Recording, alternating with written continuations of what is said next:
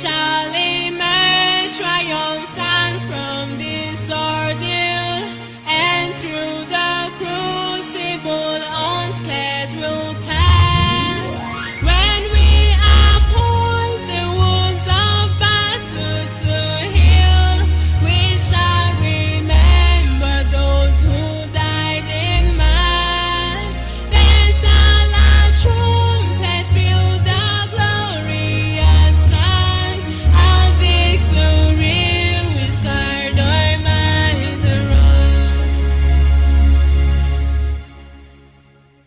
Oh God, protect us from the hidden pitfall.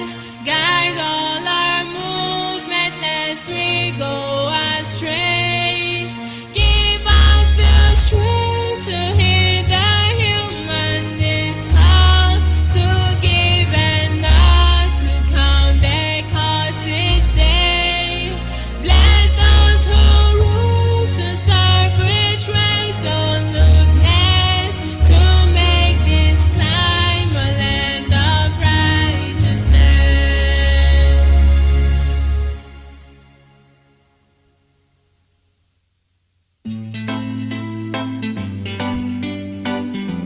Reading from Biafran's Got Talents.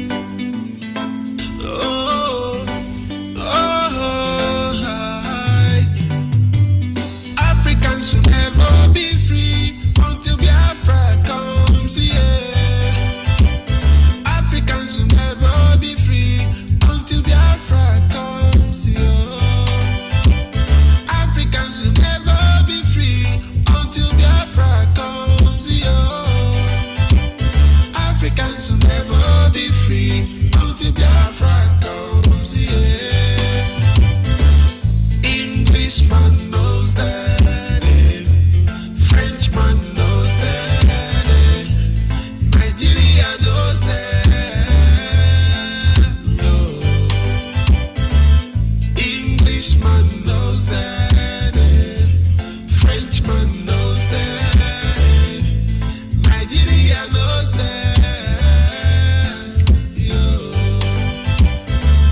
They are playing on your intelligence, life full of pretense. They are playing on your intelligence. They are playing on your intelligence. Their life full of pretense. Everything is diligent. Oh, so every black man stand up for your right. Wherever you are, stand up for Africa. So every black man, so every black man, so you're right. Black man, freedom for Africa, Africa, freedom for Africa. Africans should never be free until Biafra comes here. Africans should never be free until Biafra comes here. Africans should never be free until Biafra comes here. Africans should never be free until Biafra comes here. Englishman knows that, Frenchman knows that, Nigeria knows that, no. Englishman knows that, Frenchman knows that, Nigeria knows that, yo. We have been in this bondage for decades now. Oh, For decades now, they gave us their culture. They killed our prophets. They colonized our people with guns and bullets. guns and bullets Biafra is our hope now. is our hope now. Biafra is the hope of Africa. So every black man stand up for your right. Wherever you are, stand up for Africa.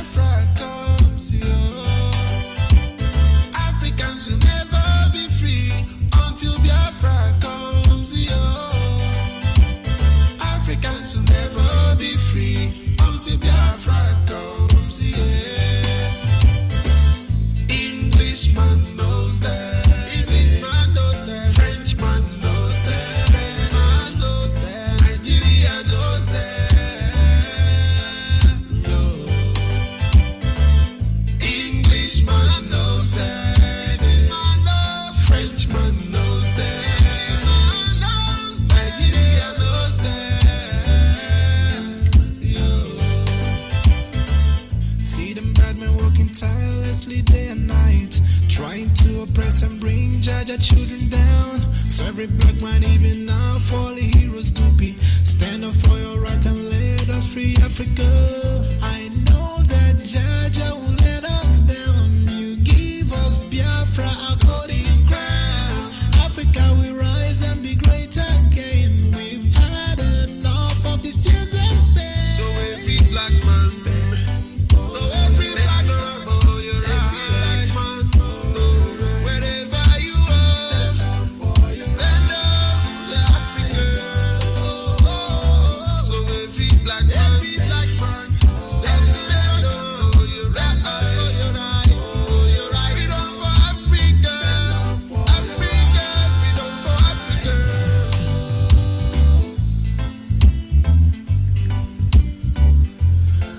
Yes, wherever you are, this is the time for you to stand up for your freedom. Africans, this is the time to stand up for your freedom. This is Biafran Human Right and Freedom Radio Station. Biafra Human Right and Freedom Radio Station is a child of circumstance. And when we say it's a child of circumstance, we had no intention of trying to explain every words to you. But we just want you to peg your mind on that statement. It's a child of circumstance. And of course, Biafra Human Right and Freedom Radio is being anchored by Mazi Uche Ukafo-Mefo, or Diokpa Uche Ukafo-Mefo. Diokpa Uche Ukafo-Mefo is from Abatete. Abatete is in Anambra State, and Anambra State is Biafra land.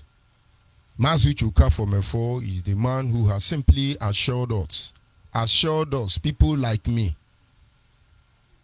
having been privileged to stand in the issue of Biafra on the front line, alongside with noble men and women, some of which are dead and others life made misery, and then the others are trying to recuperate themselves in terms of integrity, in terms of personal image, in terms of emotional, how do I put it? And so he assured us and said, whatever you put into this journey, on this quest to restore Biafra, the only thing I can say is that under my watch, I will not allow the heart of this project to see corruption. By the grace of the Almighty Creator, I am George Onyibe. I actually come from Utokpo. Utokpo is in a car northeast. And a car northeast, of course, born and brought up in Urugudu. But of course, Urugudu or Agbo is in Anyoma Kingdom. And Anyoma Kingdom is in Delta State. And every piece of land in Delta State is Biafra. And this having been said, I must move ahead to acknowledge the Creator. We call him Chukwu Kika Abiyama. Some call him Chukwu, Urise Binigwe, Tamono, Usulubua. But whatever the case may be, whatever you refer him to in your language, in fact, you can call him Kama. He remains the one who shapes our way before us. And I cannot proceed without acknowledging him. Ibu Chukwu eboge madwe. Madwe anya nelo wao. Ibu Chukwu obinigwe. Ibu chimehe. Ibu Chukwu eboge madwe. Ibu Chukwu onye na-agwọ ọrịa mo. Analego Ibu Chukwu onye na-echi ikpe ziri ezi o, nwanne otu onye o, Ibu Chukwu obinigwe, Ibu chimehe, Ibu Chukwu eboge mmadụ. And of course, without wasting much of our time, We will proceed to our topic this evening, which is simply titled, Fighting One War in Four Phases. We're fighting just one war. But the war we are engaged with the enemy on all sides. It's just like when Apostle Paul said to the Christian in Hebrew, he said, you must understand that you are surrounded by a huge cloud of witnesses. As you are in the Colosseum, right there in the arena, fighting with the elephant, the lion, the tigers, the gladiators. He said, do not allow yourself to die like a coward. If at all you must die. You have to fight with everything you have. You need to put on the helmet of faith, the breastplate of righteousness. Yes, you have to put off your shield of faith, the sword which is the word of God, sword of the Spirit. You must put on your boot which is the preparation of the gospel. You must be fully equipped. And understand that the spectators, they are watching you.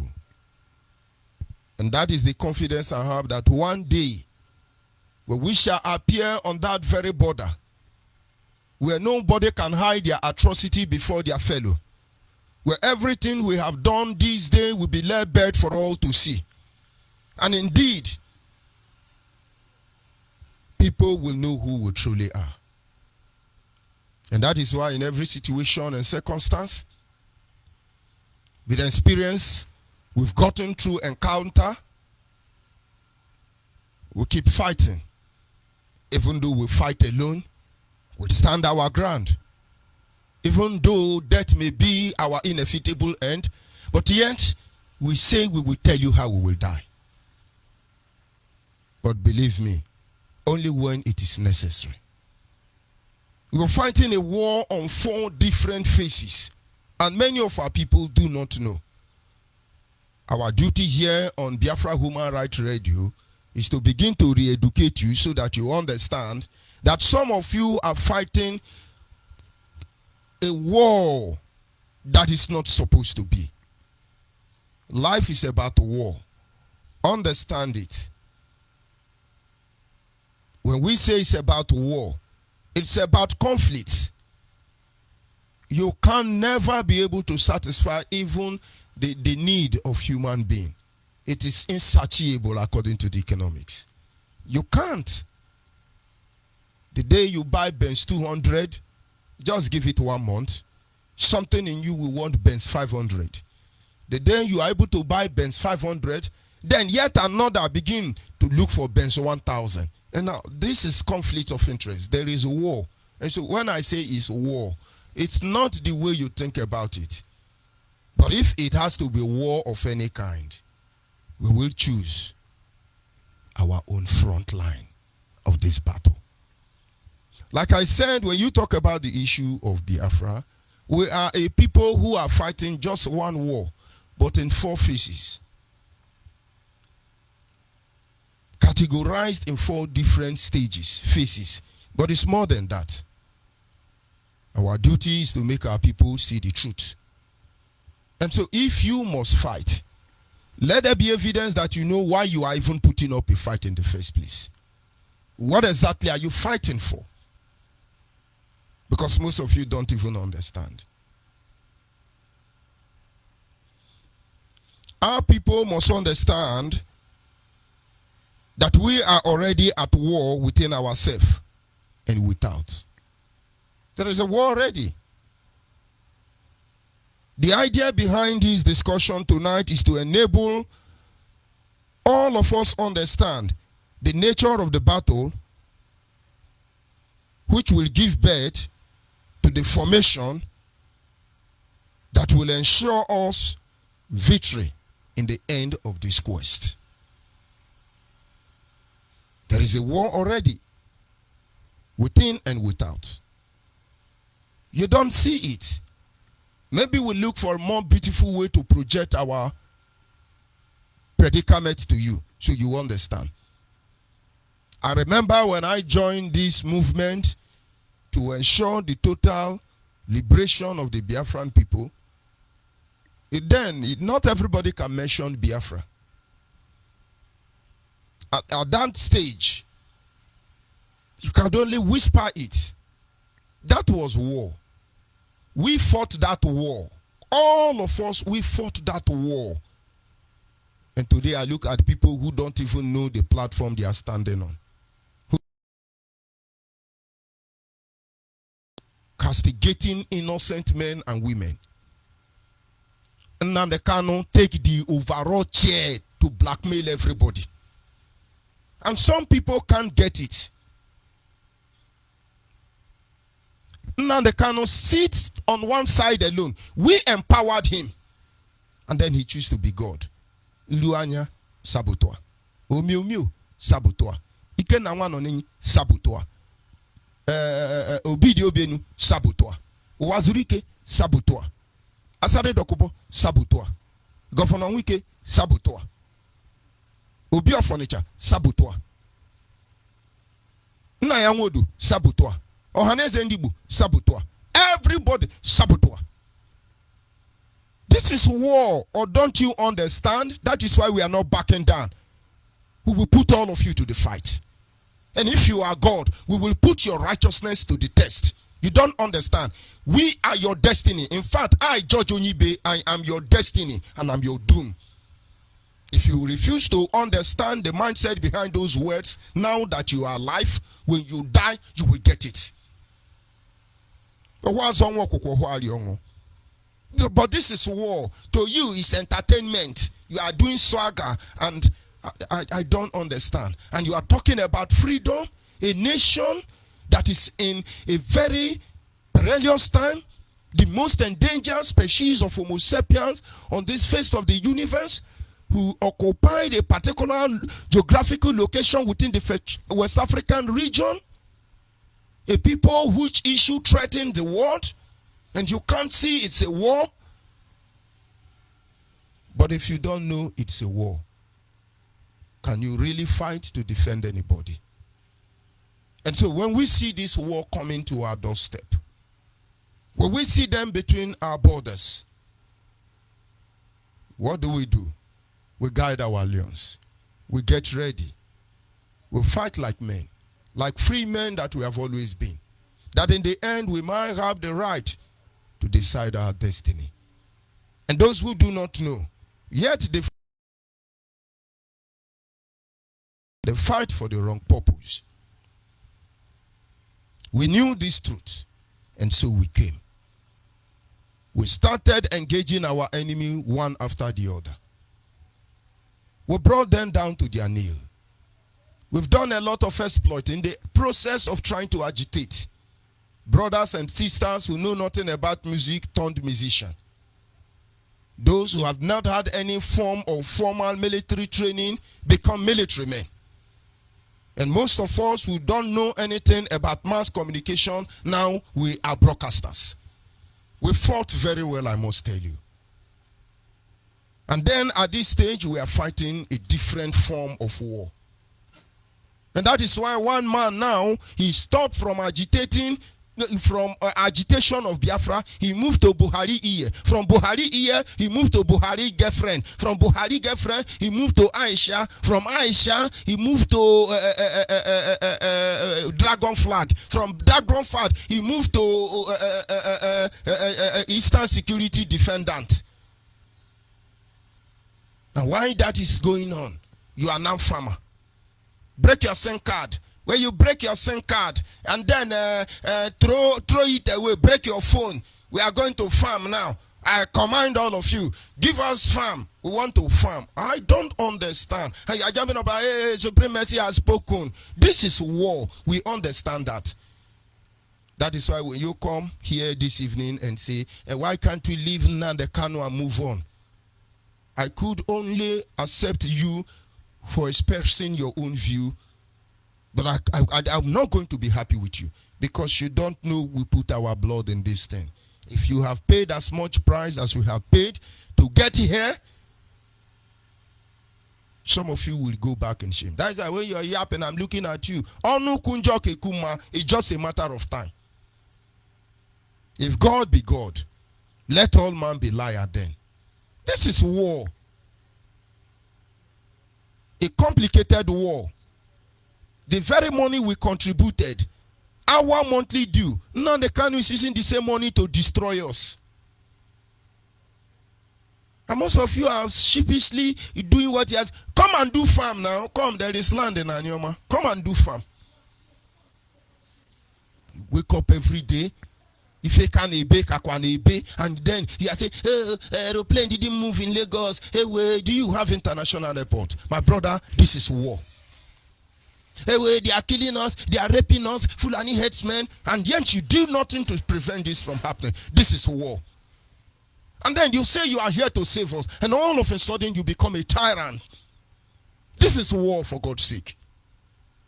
And then I make a post encouraging our people to fight for their freedom, and you are on my Facebook platform trying to castigate me. My brother, this is war. And then I wake up one day, one Josephine Erewan said I stole her money without evidence. Okay, foreign, Rabbi Charles, and all that criminals. My brother, this is war. And all of a sudden, we have one Father Ngongo in America who actually gathered all the Reverend Father in America to intervene in the matter of Uchoka for Mefo and Enande Kano. But this same Father Ngongo and the other father of in America did not ask Enande Kano, why would he call every IPOB member in UK rat? To you, it's okay. This is somebody who is nobody, except what we made him to be. We are yet to entrust security system into his hand. We are yet to entrust anything about us into his hand. And yet he rubbish all of you. Those of you in the UK. Ishi danko ya ibu ishi okbo. Ibu danko ya ibu ishi okbo. Don't deceive yourself. You are not God and we are not God. Call his spade is spade. Honestly, if I have come here this morning and say every Biafran anywhere in UK, all of you don't have sense. You don't have sense. Rabbit in the prison, cage, you don't have sense. All of you are mugu. Some of you will say, this guy is biased. I don't like the way he speaks. But I will leave you there. It's okay. What a shame. I gave an example with this instance before now. I said, if my father, as old as he is, were to be in UK, you mean that reciprocant will be calling my father a rat in the cage? But you don't know it's a war. You are trying to analyze. You think we come here to play? You think we're here for business? And so when I come here for real deal, and you're coming here for yahoo, my brother, this is war. But of course we must proceed. I won't digress further. If we go back to the Bible and draw examples and instances of the position where we are, when the children of Israel found themselves in this kind of situation that we are in now, they understand the need for them to fight on all fronts. Moses being their leader. They found themselves in Egypt. They look at the document that is before them. They don't have a leader. They don't have a structure. They don't have any plan to live. They were just going about their businesses, getting married, being born the same way we are doing in Biafra before now. No structure, no vision, no leader. Everybody just living the way they want. But then few men came up and reviewed the writing of their father Joseph. They saw the promise of the Creator through Abraham, Isaac, Jacob before Joseph. That when Abraham made a sacrifice unto the Lord, he had told them, Abraham, that your children will be slaves in Egypt for 400 years. But he said, I will visit them. And at the moment where they were reading this scroll, it was 430 years already. This was war. Most of the children of Israel has become governor in Egypt. They handled, occupied enviable position. Most of them are married to the Egyptians. They blend very well. They simply don't have any need why the people of Israel should leave Egypt. This is war. And then when a seed was planted in the womb of Amred and Yeshobeh, the parents of Moses, that was war. And then from birth, Moses began to fight the war on behalf of his people. He fought people like Dathan and Abiru. He fought till the very night after the 10th plague. Pharaoh said to the people of Israel, you are free. And that was the beginning of the war. Just the same thing we have gone through. IPOB were able to come together. Noble men and women, you may not have heard their name. This is what humbled me. All the noble men and women who started this journey, you don't know anybody's name except Nnamdi Kanu. And that is because that was the right thing to do. All of them are now saboteurs. Nnamdi Kanu destroyed all of them. This is war.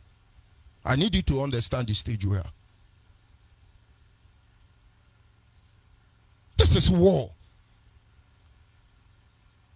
And so, at that very point in time, Moses understand how complicated. The people gathered. Moses has taken the lead. He couldn't speak. And then someone was choosing to speak for him. He didn't have his own power. And then God made it available for him. And everything he wanted was there. This is war. But then he came to a stage that if he does not fight with wisdom, he will destroy those he was meant to save. And instead of him to destroy the people, Moses died because, according to the Bible, the people wearied his soul. That is what made him feel. They wearied his soul, but he fought like a hero. That is why he remained the only man who did not die. He remained the only man who was not buried by anybody. Because the Bible says God himself buried Moses. Till today, nobody knows where his grave is. For when he stood before the mountains of Amalekah, he saw the land. And that was the end of it. That was war. But I'm drawing my direction this evening from simple experience. Because most of us are Christians. It will help you see the position where we are. Because we are moving forward. We're not going back. When they finally left Egypt that very night,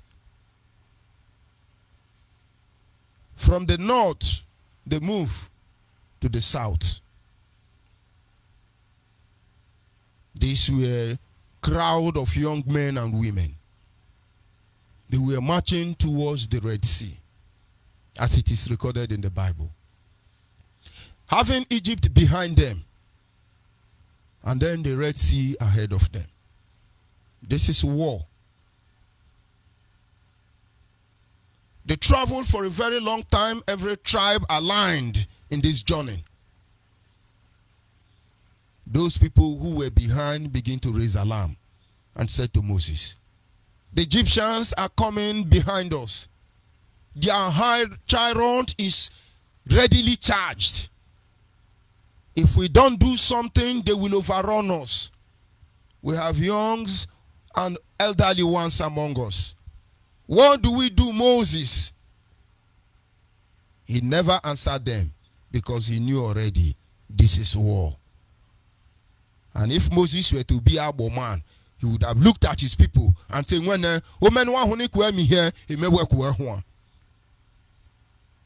and then he moved on. His target was that in the opposite direction, being the south, there was a way of escape. Some good men among the fellows advised him, let us follow the east. He said to them, we cannot go there because in the east you have the mountains. In the east you have Enugu. In the east you have Ohiamini. It's complicated. We can't make it.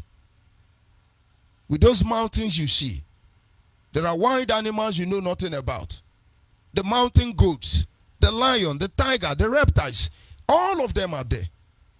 And most of them are rainforest. We don't even know where it ends. This is war. We cannot go to the east. And then some came and say, we are acquainted with how the west look like. Let us go to the west. And then they moved a little bit. And they discover, all you have is desert. Desert everywhere. Remember, Egypt is the north. If they have to walk through the desert, they will die of dehydration. And this is war. He did not answer any of them. And then he moved forward towards the south. And then he saw the Atlantic Ocean. All of them within the boundaries of Biafra land.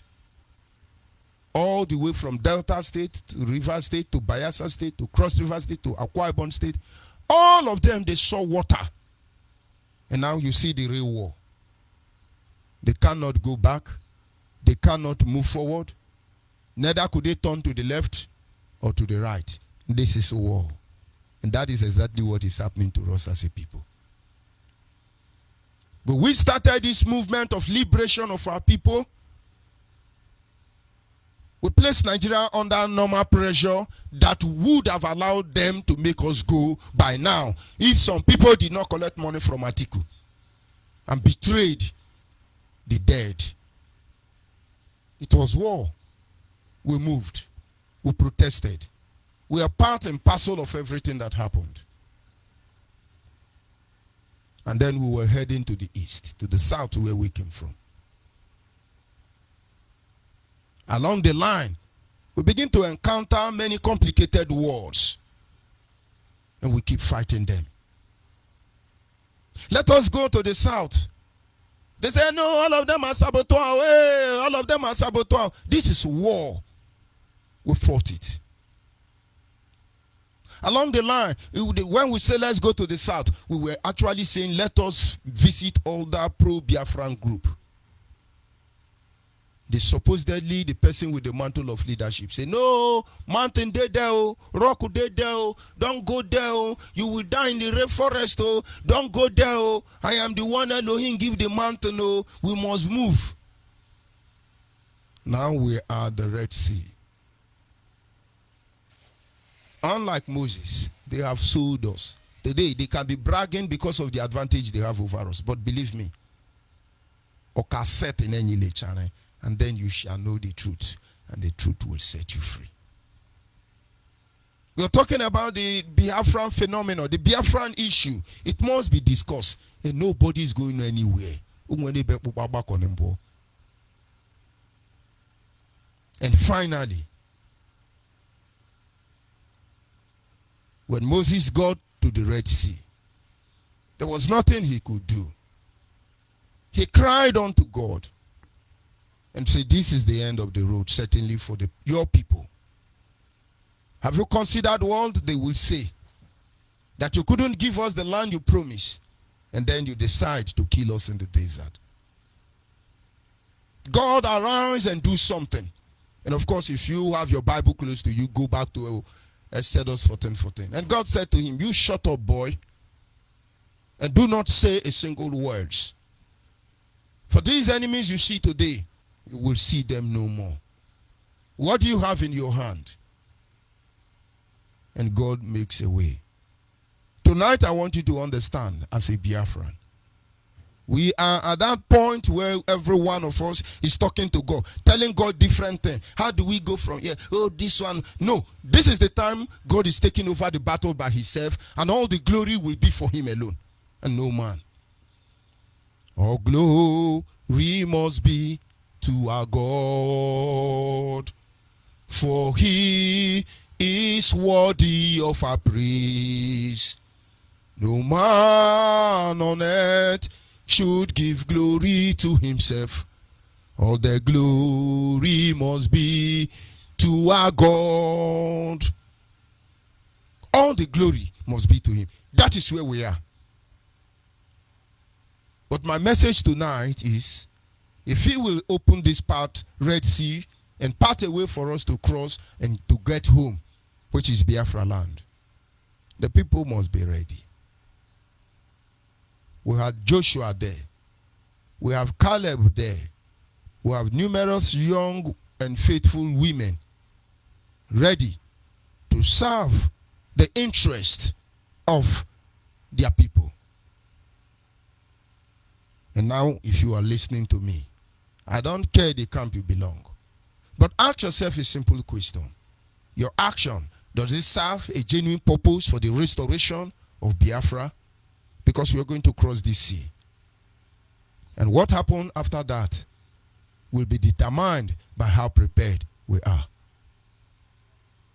And that is why people like Mazuchuka from Efo, Ubidio Bienu, millions of older pro-Biafran groups, noble men and women, you may not hear their name on any platform.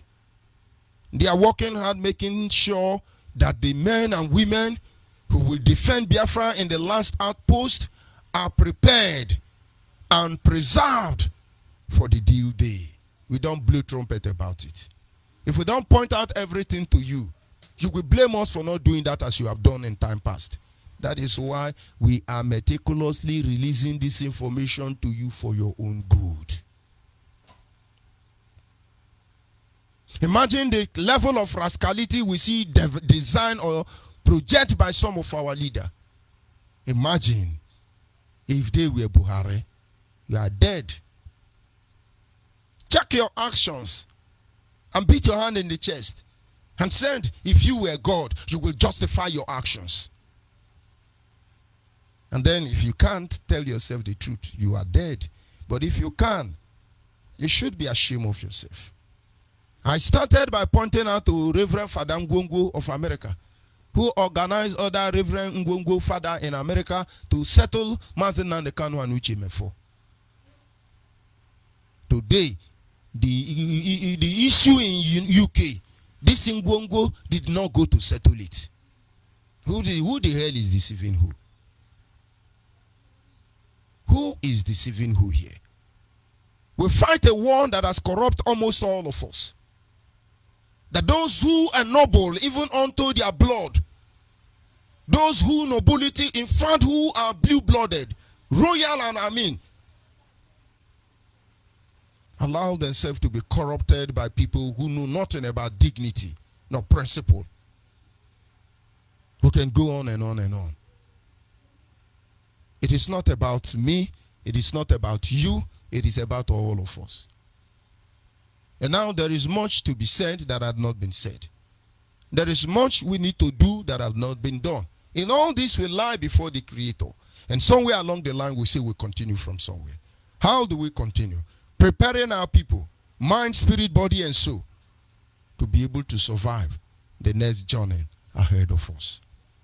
And that is why at the particular stage, through the inspiration, the leading of the Almighty Creator, Mazuchoka from Efo took this bold step and he moved.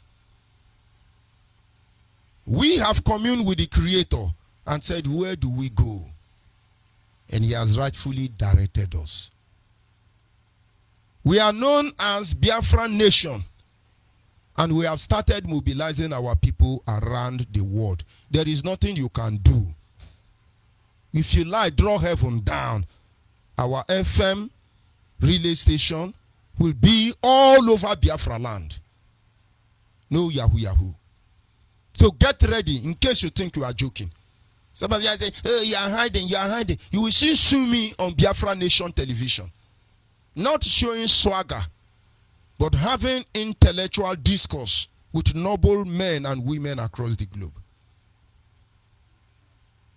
Whatever it takes to sensitize our people, to make sure the gospel gets to our people from every nook and cranny within and outside our country, we will do that. And when Biafra is restored, the fate of this nation will leave it to the people to decide. And then all of us will disappear as if we have never resisted. And then, if you know we are in a military situation, if we know we are engaged in different battles, both spiritual and physical, if you know that we have to fight with everything that we have, or else we are gone as a people, the question should be, how prepared are you? How ready are you? I'll be back in a minute.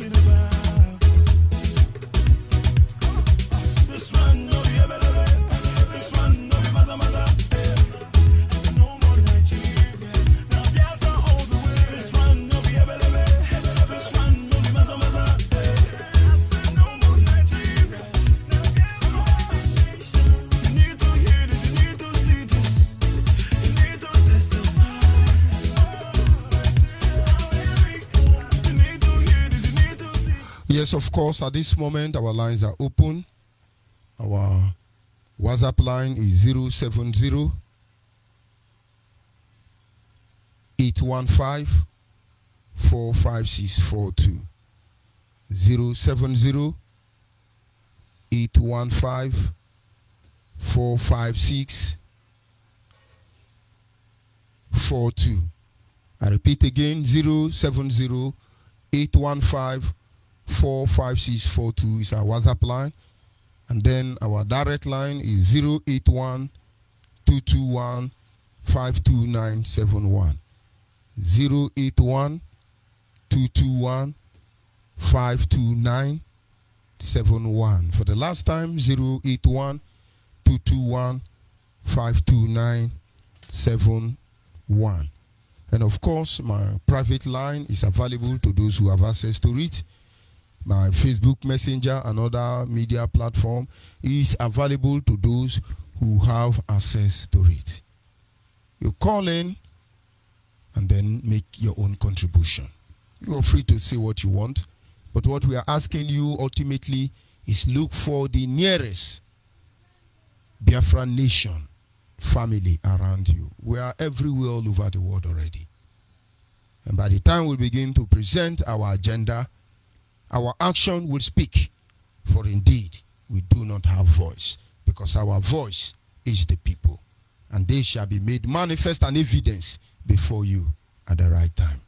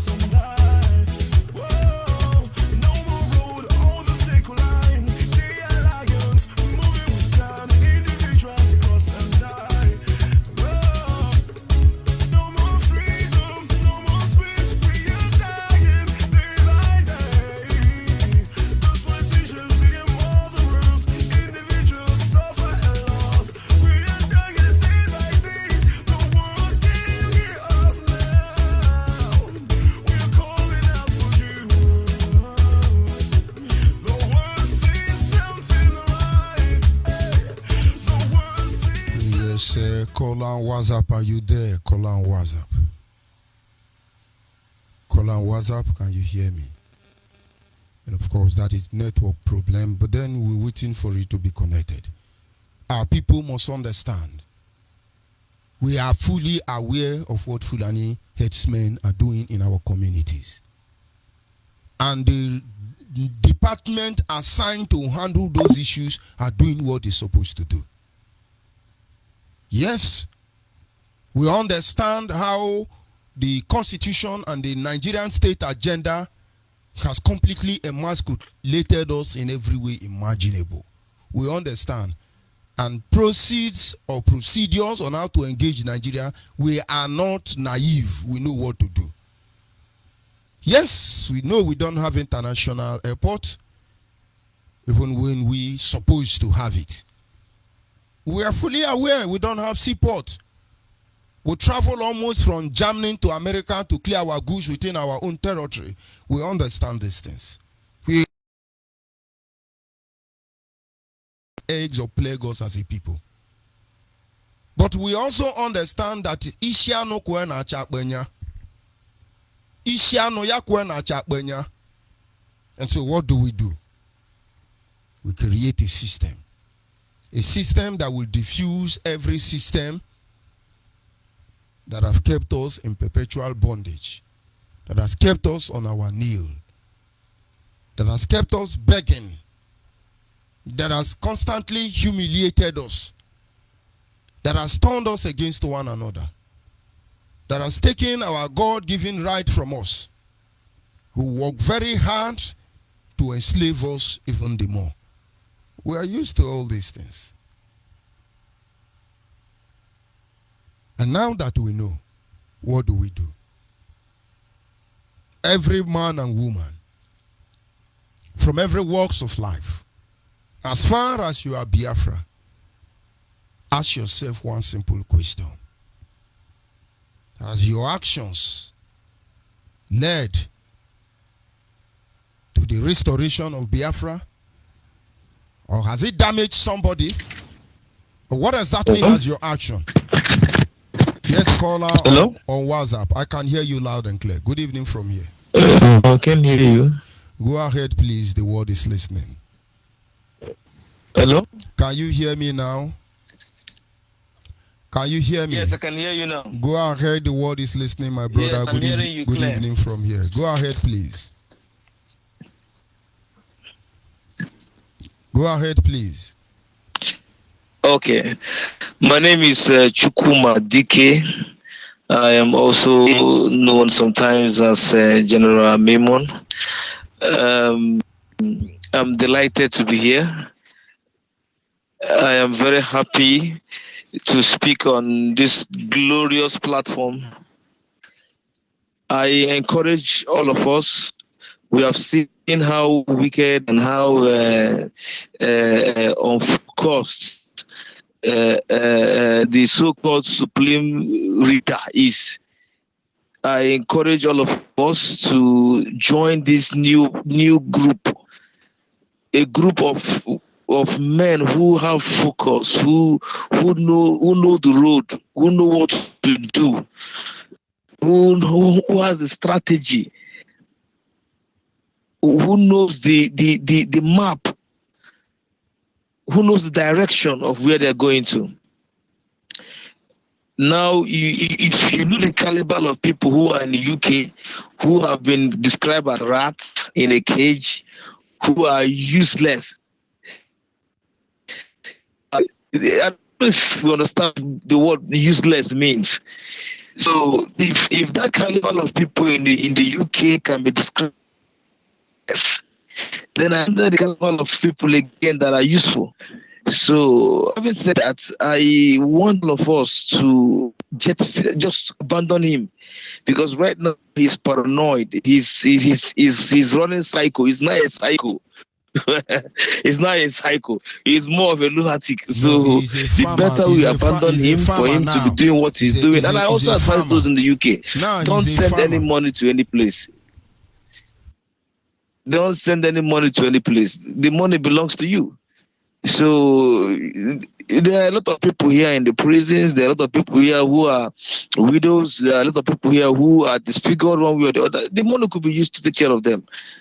It's my humble advice. Thank you. Yes, of course, that is our brother, General Mimo. We will continue to tell you the truth. We understand sometimes you are going to be uncomfortable. And here is we good day, cake and mummy cake man. Can many muna cake man? Can you kejing when you hear any choco? And you lay chane and you kejade a cake man and you just got more cake man. I don't know the level of damage done to the brain of our people. My brother, this is war. Break your phone. Break all your phone. Destroy the SIM card. I have told you, break your phone. I see a lot of disobedient fellas there. I've not seen any single one of them break their phone or throw their SIM card away. They are still in WhatsApp. Many of them are on Facebook here, malfunctioning, because they are now products of Nnamdi Kanu. Malfunctioning. And then after that, you go back and tell a whole generation, men and women of honor, who use their money to change your suit. Okay, foreign bought me suit. He told the whole world that he gave me suit. But as I speak to you now, it's almost 2 years. I have not had the privilege of putting on the suit. Because I represent our people, I deny myself the very pleasure of life. But of course, it's not of any concern to you. But we made him. We gave him every tools he needs. He has a lot of, he has dual citizenship. He's in America now, rolling from one girlfriend to another. Abandoned the wife in London. With everything we have placed in him to make him a human being that he was not before now. He's even the one, Okokosibe war hero. He's even the one talking down on us. With our money. And then you think you are looking for Biafra by insulting people on Facebook. You are looking for Biafra by threatening people's life, assassinate people's character. I repeat it again. If you follow my broadcast as far as you can, I keep telling people about how much I trust Uchemefo. But when people come and tell me about Uchemefo, and Mazimefo is like this, it's that, I just look at you people. What are Guanediele Bue Bimbo? Call on WhatsApp, are you there? Call on WhatsApp. Can you hear me? Hello. Good evening from here, call on WhatsApp. Can you hear me? I can hear you. Good evening. Good evening from here. Go ahead, please, your name and where are you calling from? I can hear you. My name is Abraham. I'm calling from Scotland. You're calling from where? I'm calling from Scotland. Can you hear me? Go ahead, please. I can hear you loud and clear, and the world is listening. Go ahead, Please, please. I wanted to ask. This Nnamdi Kanu. Yes. Nnamdi Kanu. What Yeah. is his profession? I want somebody He did not go to school. He's a Okay. DJ man in London. He's a DJ man in London. He may has undergo some night school, part-time, professional courses, He's nobody. He's just our brother, a Biafran. We understand that for him to be a leader, we need to give him every necessary support. We empowered him. We died in his place. If he can go for us, we gave him everything he needs. He is nobody. Even in his father's street, their compound street, nobody recognized him. Exactly. That's what I heard. That even his people are not. They are in his own street. No single building believe in Biafra because of him. And he's the one coming to say, every king in Biafra land, you must give us land to farm. And then people think, is that the freedom we are fighting for? As an Igbo man, I started following Nnamdi Kanu. I started following his preaching over 11 years ago. At a point, I noticed that this man was not doing well upstairs. I think he's a bipolar patient, and people don't know. Do you know what is bipolar? No, of Somebody course. that is mentally challenged. Of course, if you listen he to is. Nnamdi Kanu, He is. he's mentally challenged. He is, and that is the gospel truth. But those people who we actually have helped to reduce their brain, that is why we continue telling them about Nnamdi Kanu. We were the one who encouraged our people to follow him. We thought we could cure him. Now we know we I'm can't still help him. amazed. I'm still amazed that the people still listening to that man. No, I'm still amazed. the I'm disease, disappointed in my Igbo brother. that disease you He used to be mentioned very now, intelligent. I don't know where this set of people are coming from. that disease you mentioned now is gradually being transferred. He's giving them When blood oath. when I now. listen to them, when I see their interaction, I see their comments, I see the way they abuse, insult people, I come to wonder, when did these people come out from Igbo? Are you sure these are my brothers? I don't understand. They Because are even before recruits. Nnamdi Kanu started They this, are type of recruits. believe you me, to man and God, my brother, Igbo land was very safe. Nothing was happening to us. Nothing. I challenge anybody to tell me what was happening to us before Nnamdi came. What was it a genocide? We're killing 1,000 people a day in Igbo No, land. he's When did the, it he's the happen? one hiring people to kill our When people. did it He will happen? video it and tell you, Why is it oh, every they are day? raping us, they are Fulani is raping us, killing, they are Fulani is killing killing. us, they are doing this. Eh? Fulani is killing everybody. Nobody is not arguing that one. Fulani, but the way he's carrying it, he's making it as if everybody is dying in Igbo land. And nobody is dying in Igbo land like that. Yes, Fulani is killing. Fulani is even killing themselves. And yes, I know we want to break out. I'm for Biafra. But I want a righteous and straightforward, more conclusive and meaningful Biafra. If anything is short of that, I'm not among. If it's not meaningful, it's not making sense, and the movement is not led by some people that are reasonable, I'm not part of it. I'm too intelligent and too educated to be in the middle of charlatans. You understand me? So when Onyibe first started this his Biafra radio, I just one of my friends introduced me to the radio. Immediately I listened to Onyibe before, I was at peace. The face there, I had his voice. I was at peace. I was like, I think this man is the right person. Because I don't know. I still understand. When I listened to Nnamdi Kanu, I was a follower of Nnamdi Kanu. I followed Nnamdi Kanu for like 3 years. And I noticed that this guy is actually going somewhere else. This is not the way to deraying go. without knowing. You understand? The greatest, so I just put off. The greatest So my brother, of I like what you people are doing. I like the way I'm listening to your language. I like the way I listened to this in the morning. I noticed one other language Igbo guy was talking. I know you are from, I think, Delta and Anyoma, if I'm not correct. Can you correct me, please? Of course, that is it. Go ahead, please. Okay, Igbo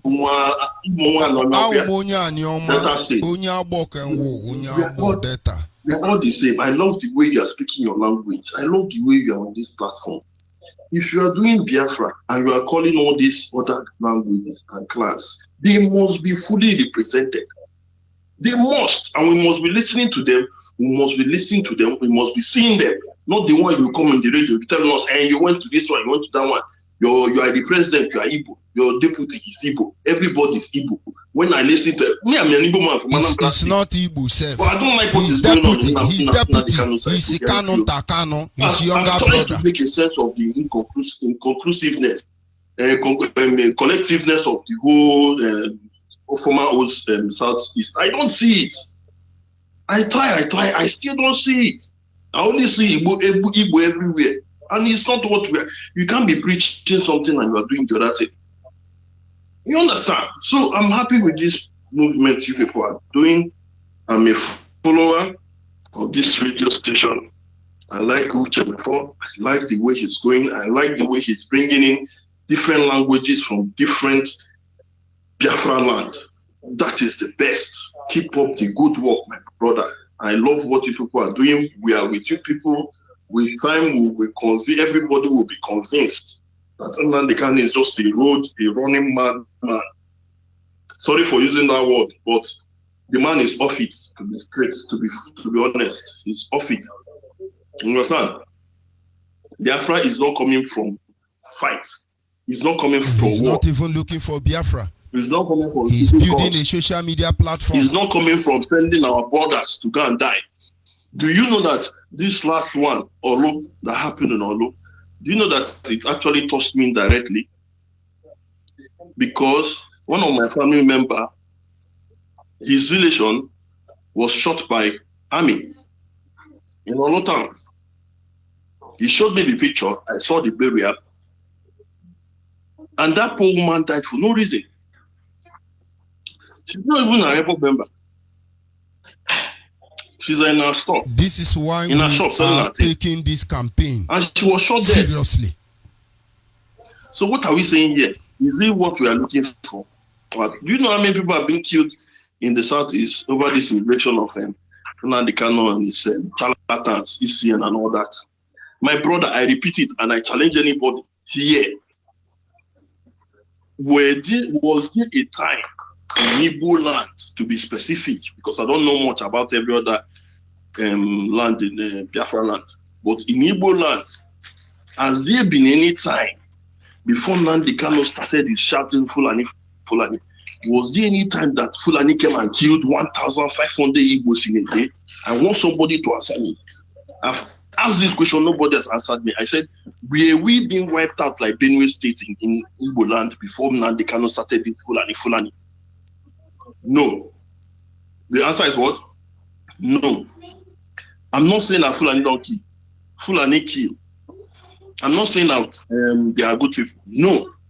But the way he's now capitalizing on that Fulani, anytime you listen to Nnamdi Kanu, he's shouting Fulani. Fulani is coming to take your land. Fulani is coming to... Which Fulani is coming to take which land? For God's sake. Which land and what? My brother, if you want to preach Biafra, you talk of mortalities. How do we go about getting Biafra? What are your steps? Enough of all this threatening. You have been telling people Fulani is coming, Fulani is there, Fulani is in your bushes, Fulani is in your backyard, Fulani. That is all, to me, it's all nonsense. It's all distraction. And people don't know this. And one more thing I want to point out. Hello, can you hear me? Am I still online? Okay.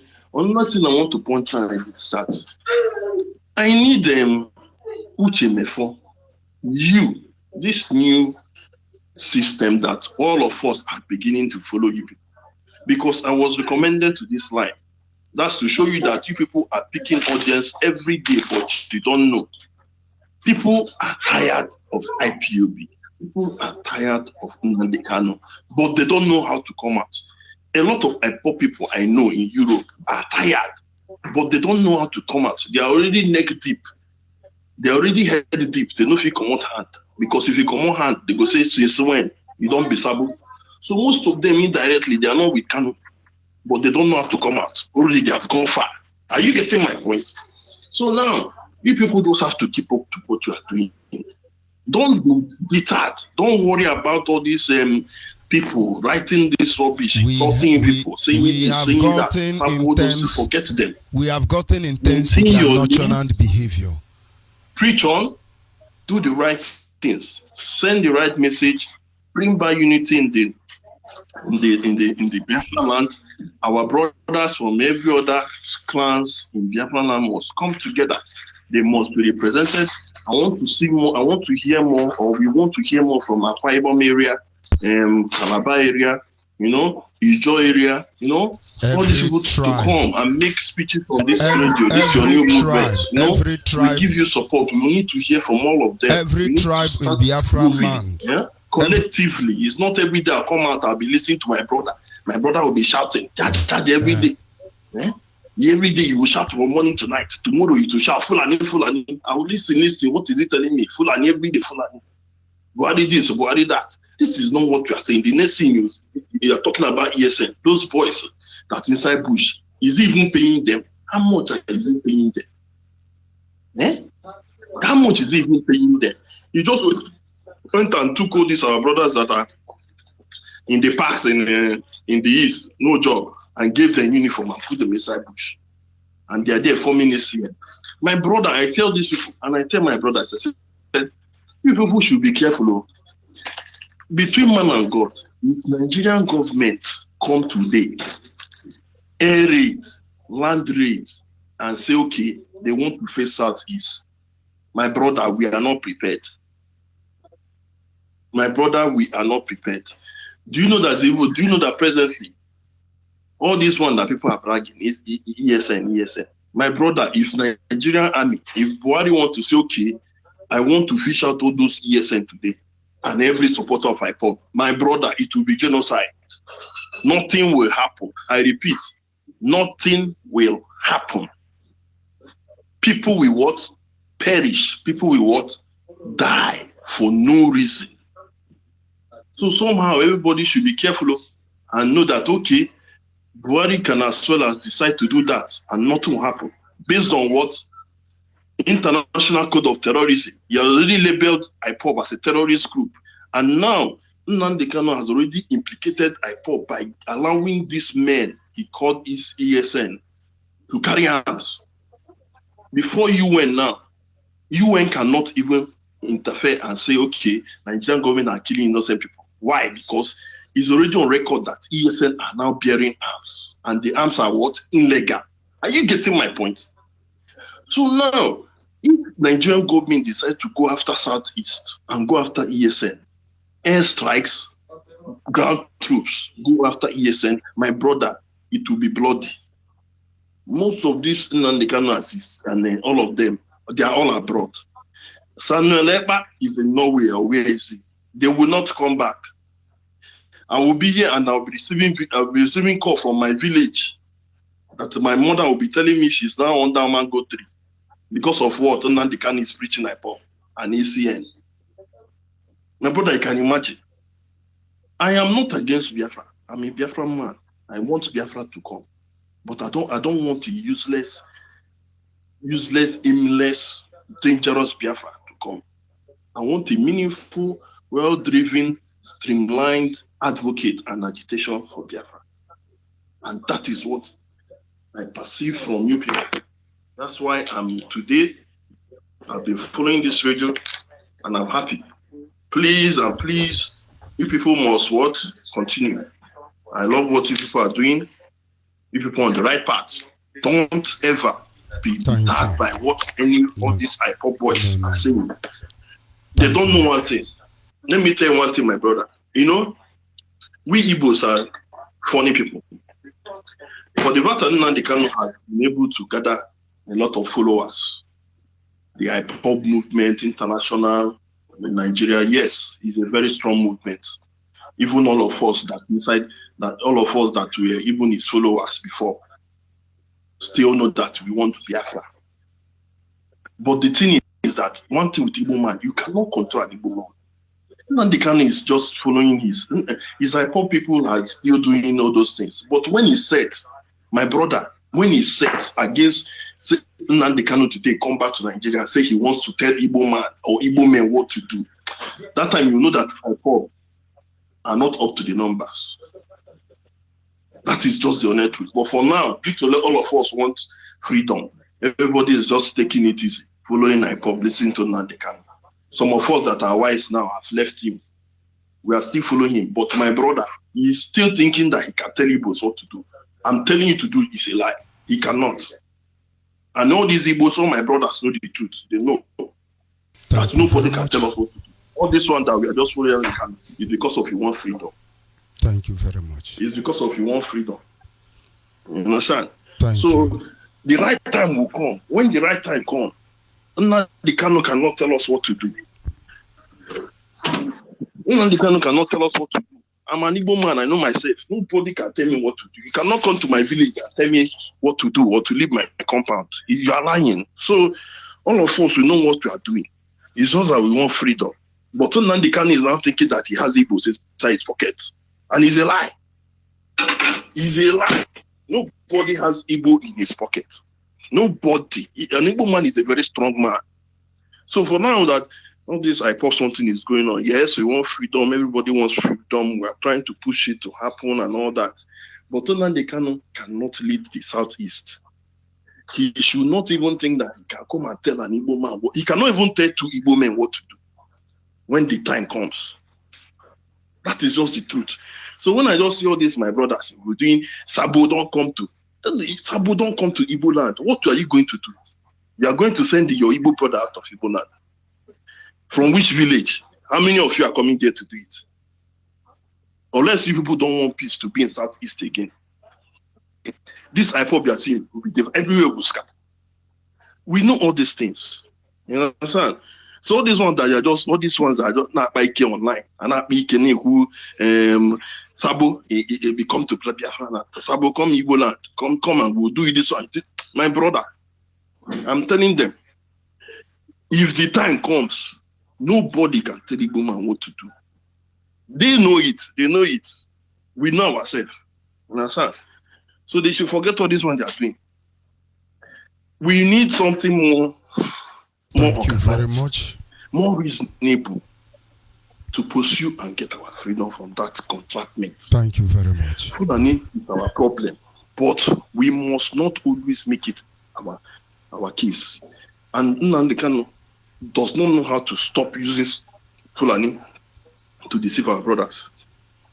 My brother, do you know that I was brought up in the north? I started business in the north. If you go to Kano State today, if you see what our brothers have in Kano State, Igbo's own local government, I'm not saying Igbos live in local government, no. Igbo's own local government in Kano, Savungeri, Fege local government is owned by Igbos. As I'm telling you now, it's expanding. Every minute is expanding. The kind of wealth Igbos have in the north, if we want to bring it back in Igbo land, it will not enter. All these people are Igbos. And you're thinking that the Kano can control everybody. Some Igbos are not even concerned about IPOB.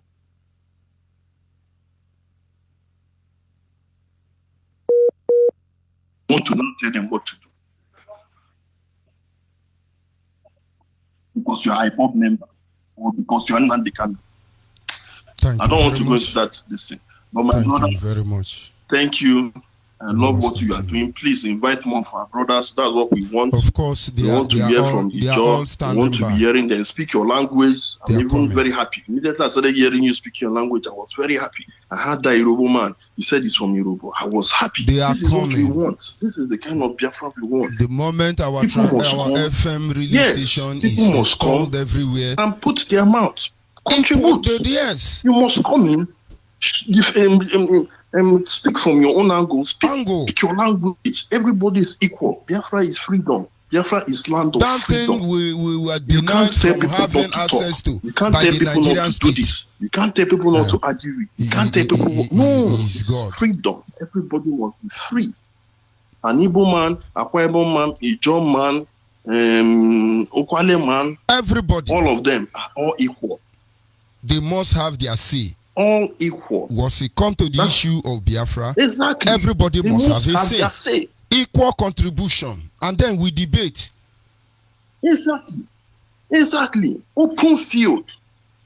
And then the one way you person, come, you enter this radio, give it to Akwa Ibom man, let him speak in as Akwa Ibom to people that will understand. Of course. If us don't understand, we'll call in and say, okay, what are you people saying? If you can explain, we'll carry on.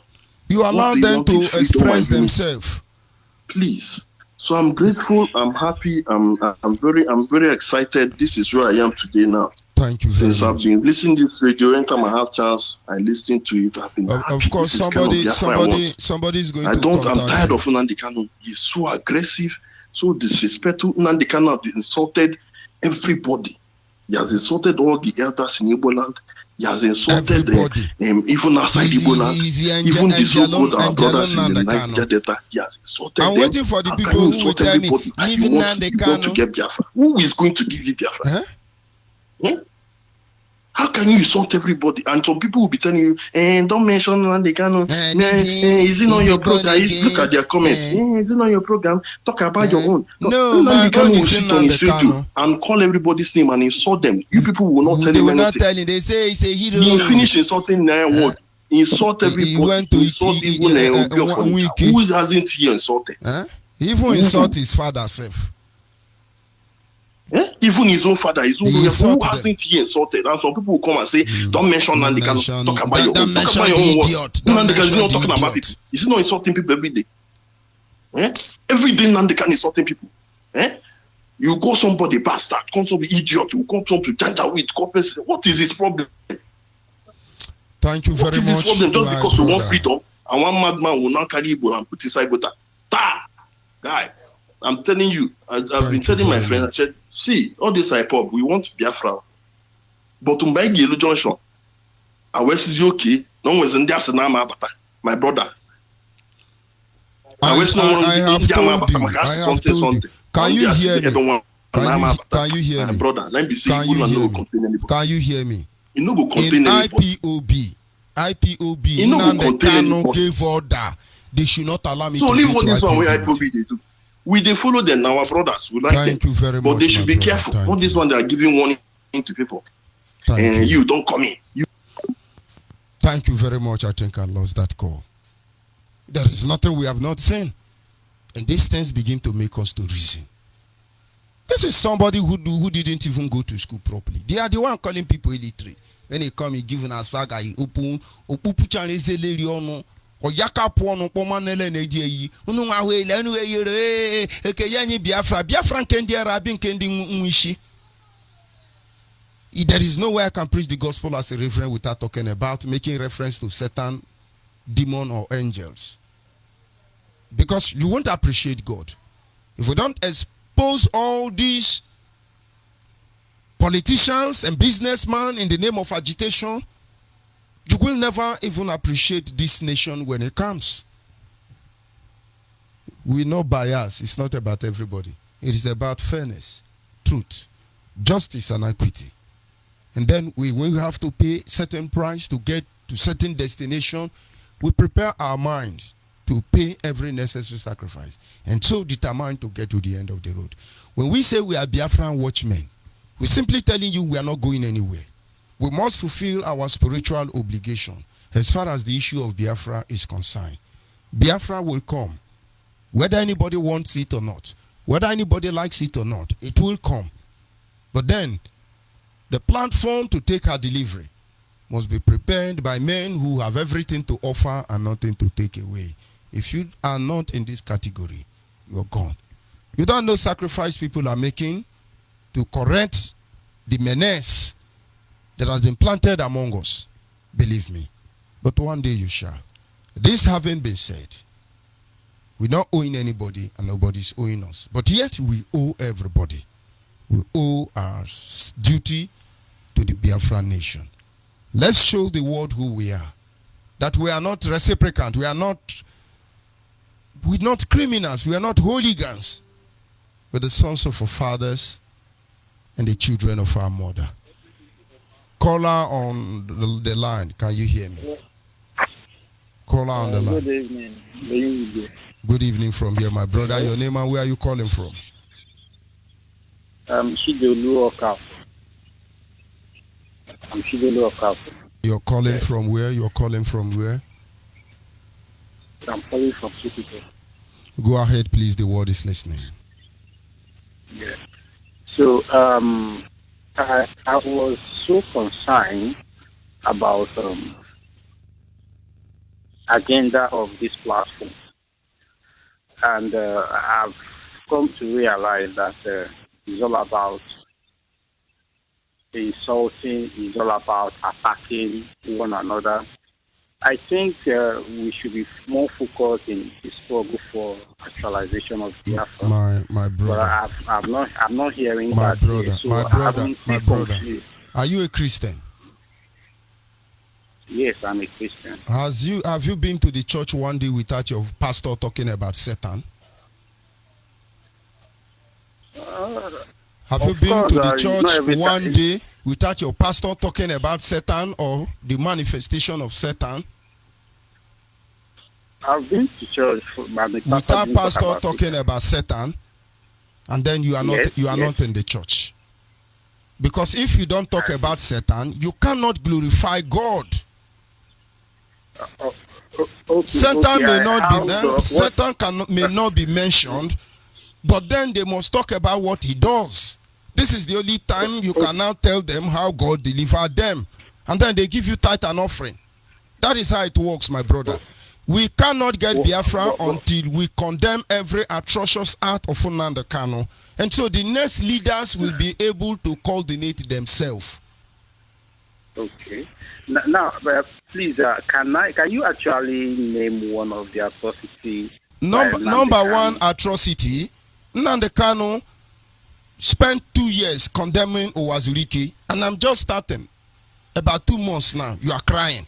But you were there when Nnamdi Kanu spent almost 2 years condemning Chief Raphael Owazurike. He spent almost 7 years condemning Nnaya Nwodo to tell him to leave these people alone. And now I just talked 2 months. So hold on, I just talked 2 months. So I never even bring out the matter. You are complaining. Now, did you ever hear them talk about me on Radio Biafra? Platform controlled by Nnamdi Kanu. Have you heard it? Have you heard them talking about me? Be sincere. Let's tell our people the truth. Have you heard them castigating me? I've not heard them. Okay. Now, the latest news is that they are telling people that I'm dead. Over 70 people have called me today, and they thank God that I'm alive. Have you listened to Aside Hot?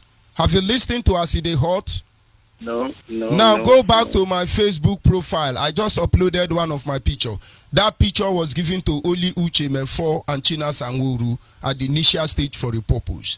I gave it a tag. I gave it a tag. I'm not done yet. I gave it a tag. So I know when somebody is betraying me, who I trust, I should know who they are. The night I was removed, if you don't want wisdom, I will cut you off. I will let you talk. Anything you want to. I'll allow you to finish telling us we are talking Nnamdi Kanu. And you ask me question, I'm answering. Why don't you be patient? You were rejoicing when Nnamdi Kanu were castigating Nnaya Nwodo. Why did you not tell him to leave Nnaya Nwodo? Would castigating Nnaya Nwodo give us Biafra? Nnaya Nwodo was very guilty. Then Nnamdi Kanu is guilty now. Did you take Nnaya Nwodo to a competent court jurisdiction? How could you say he's guilty when you don't even know him? The same way you people believe that I led Wike to kill Igbo people in Port Harcourt. The same way most of you publish it in the newspaper. Let me finish. Let me. No, I used to be IPOB until I see that Nnamdi Kanu collected money to betray all of us. Betray you? All of us, not only me. Became compromised. As Nnamdi Kanu now, he took me to 2 different shrines to give me oath. Hold on now. If he gave me oath, do you think I can betray the oath? He's not telling you, oh, Jesus Christ, Elohim send me, I am Holy Ghost. Ask him, where did he take me to? I took an oath to protect him, but never to betray my people. And now he betrayed all of us, and I will respond to him adequately. You need to use your brain now. You need to be sincere to yourself and to your people. What are you not telling me now? Me that is close to Nnamdi Kanu for over 7 years, close to a decade. I am telling you the kind of man he is. You that don't even know him, only on Facebook, you are trying to tell me who he is? Do you forget I am the highest ranking officer of an IPOB as far as the continent of Africa is concerned? Do you know what I went through in 8 years? Do you know they even wrote a memo to justify their art of human integrating treatment which I have? Do you know that the only reason I have not poured this man on the ground is because of the issue of trust? And now you're gone. You could have waited. We will feed your ego. We will expose you everywhere until you are no more. The greatest mistake you make, you think we are in a hurry. You know, when you cross your leg, you take your drug, you say, don't mind them. They will soon wind up. Don't mind them. Just ignore them. You ignore us. We're not going anywhere. There are series of groups and organizations standing by. When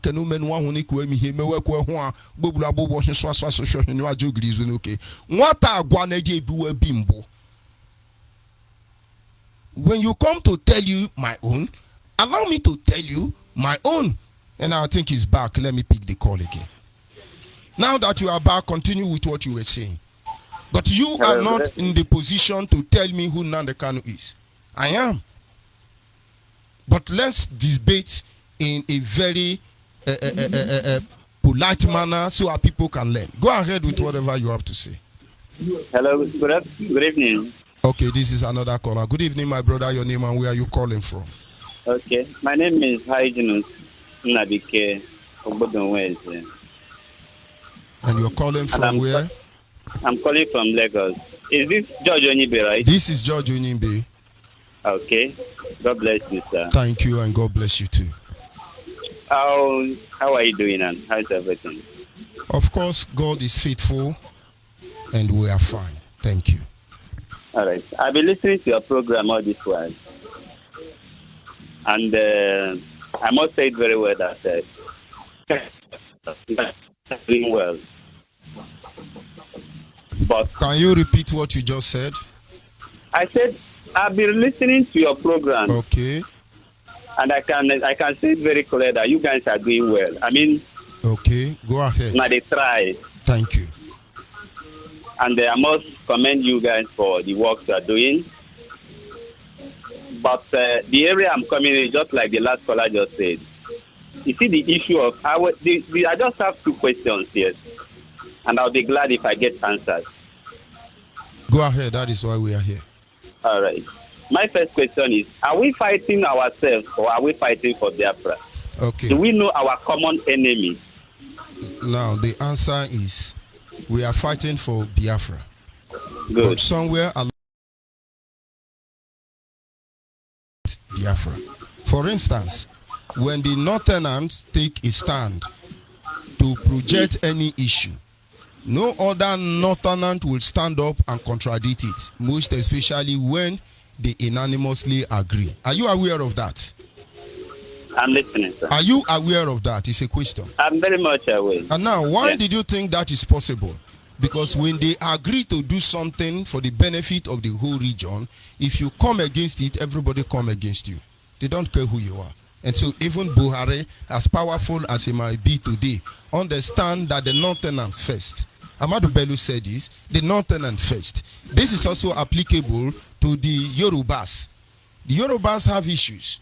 One or two persons may come out and insult Tinubu or Obasanjo, and then all of a sudden it dies down. This is because they have a system in place. But you come to our place, you will bear testament to the truth that nobody has been able to come out and insult everybody and walk away animalistically without anybody saying anything. And you people are okay. You're calling from Lagos, am I correct? Yeah. Are you a member of IPOB in Lagos? Of course. Are you aware under the condition John Paul Madu Abuchi was removed from office? Of course, I'm aware. Are you very proud? Are you very proud of it? They say it's a thief. In fact, the first allegation was that it was by Nnamdi Kanu on Radio Biafra. That Lagos State Coordinator is removed tonight. He couldn't anticipate the Lagos bombing. And in other words, he could not prophesy that some group of unknown gunmen were going to bomb Lagos State. And then as the African rep and the Nigerian Interior National Coordinator, I wrote to the DOS as they have a copy of it. I'd say I want clarification on the issue regarding the announcement of Nnamdi Kanu on Radio Biafra on so day. He actually said that Lagos State Coordinator John Paul Madu Abuchi was removed from office because he couldn't anticipate the bombing of Lagos. In other words, he could not prophesy. Are we now prophets? You are aware? Are you aware? I'm very much aware. That is what I want to come and in so here. Because if you are there, if hold on, you are calling for Lagos. If you are there, the I'm very much aware of if you are there, hold on now. You are there. You are there. They blackmail John Paul Madu Abuchi. They throw him away. China Sanworu and others. You never call Radio Biafra to tell them, why did you do this to this man? I personally wrote to Mazi. Now send me a copy. Send me a copy of what you wrote to Mazi, so I can publish it. Now, why I'm saying this is when Nnamdi Kanu was first apprehended, everybody abandoned Western region. People have worked. People like Ojukwu, who is a saboteur now. There is Chukwuma Nwankwo, who was actually in charge then. Chukwuma Nwankwo told us that his pastor asked him to leave us. All of them abandoned me and John Paul. We started from where they stopped. But today, Alotabo Gachupu Agadi, he's a saboteur now because he couldn't prophesy that Lagos will be bombed. Now, this having been said, none of you took the campaign to Radio Biafra to caution them about their atrocities But you can confidently come here because you think we are weak and we are just starting. The more you people ask this question, hold on. The more you people do all these things, the more you give us the platform to expose Nnamdi Kanu, Nayanya, China Sanguru. Hold on. We have not exposed them because you will be ashamed. When they call you Biafra, you say, no. You will answer Biafra Nation. When we are done with them, that name you're so proud of, that name we built for the benefit of our people, rubbish by one man, you will wish you never identify with it. Obidelenu, you were there. Now, having said that, you know who they call Pastor Jack? I know Pastor Jack. Then he came to Lagos in less than 1 week. They made him the Western rep. I hope you people are treating him. Have you recovered from his accident? You people have abandoned him already.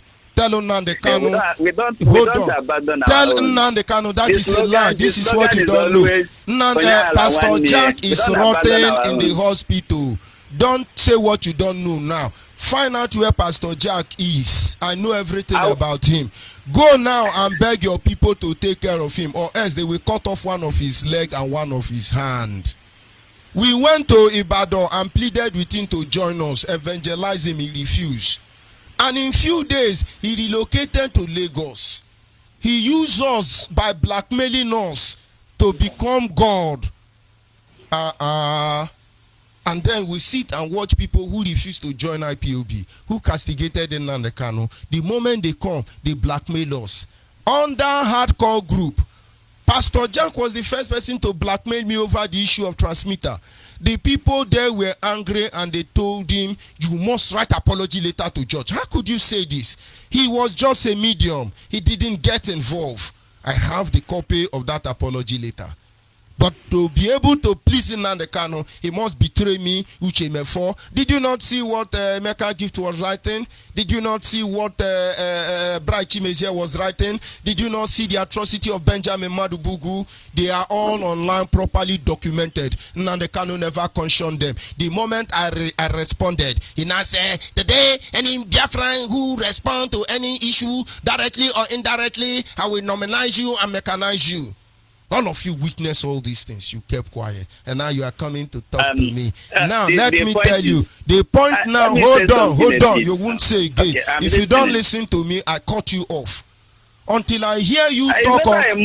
Hold on. Until I hear you go to Radio Biafra and tell them to focus on the agitation and not the denting people's image, assassination of character. And then I will say nobody have the moral right to come here and tell us. In fact, I have resolved to begin to preach in Nnamdi Kanu like 30 minutes of my program before anything, until our people know the truth. Did you hear his last broadcast when he sought everybody in UK? I'm waiting. Did you hear his broadcast where he sought everybody in UK? And then you are very proud of that statement. Are you okay with that statement?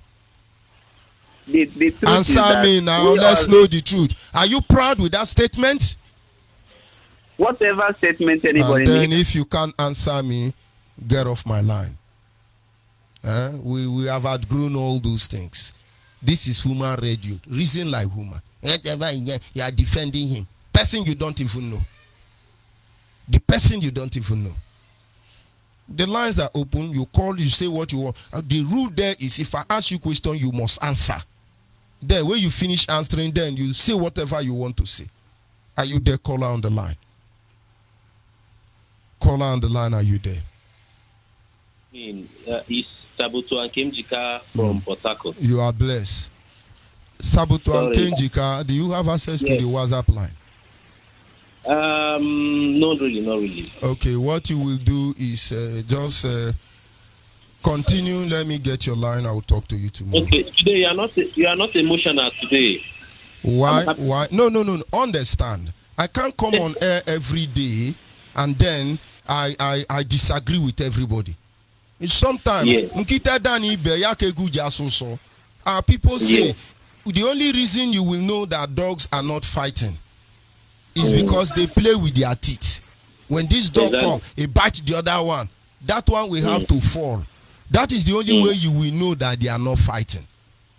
I'm not Yes. quarreling with anybody. I am not biased. I'm not against anybody. Even in Nnamdi Kanu, I may disagree with their principle or policy. That doesn't make them my enemy.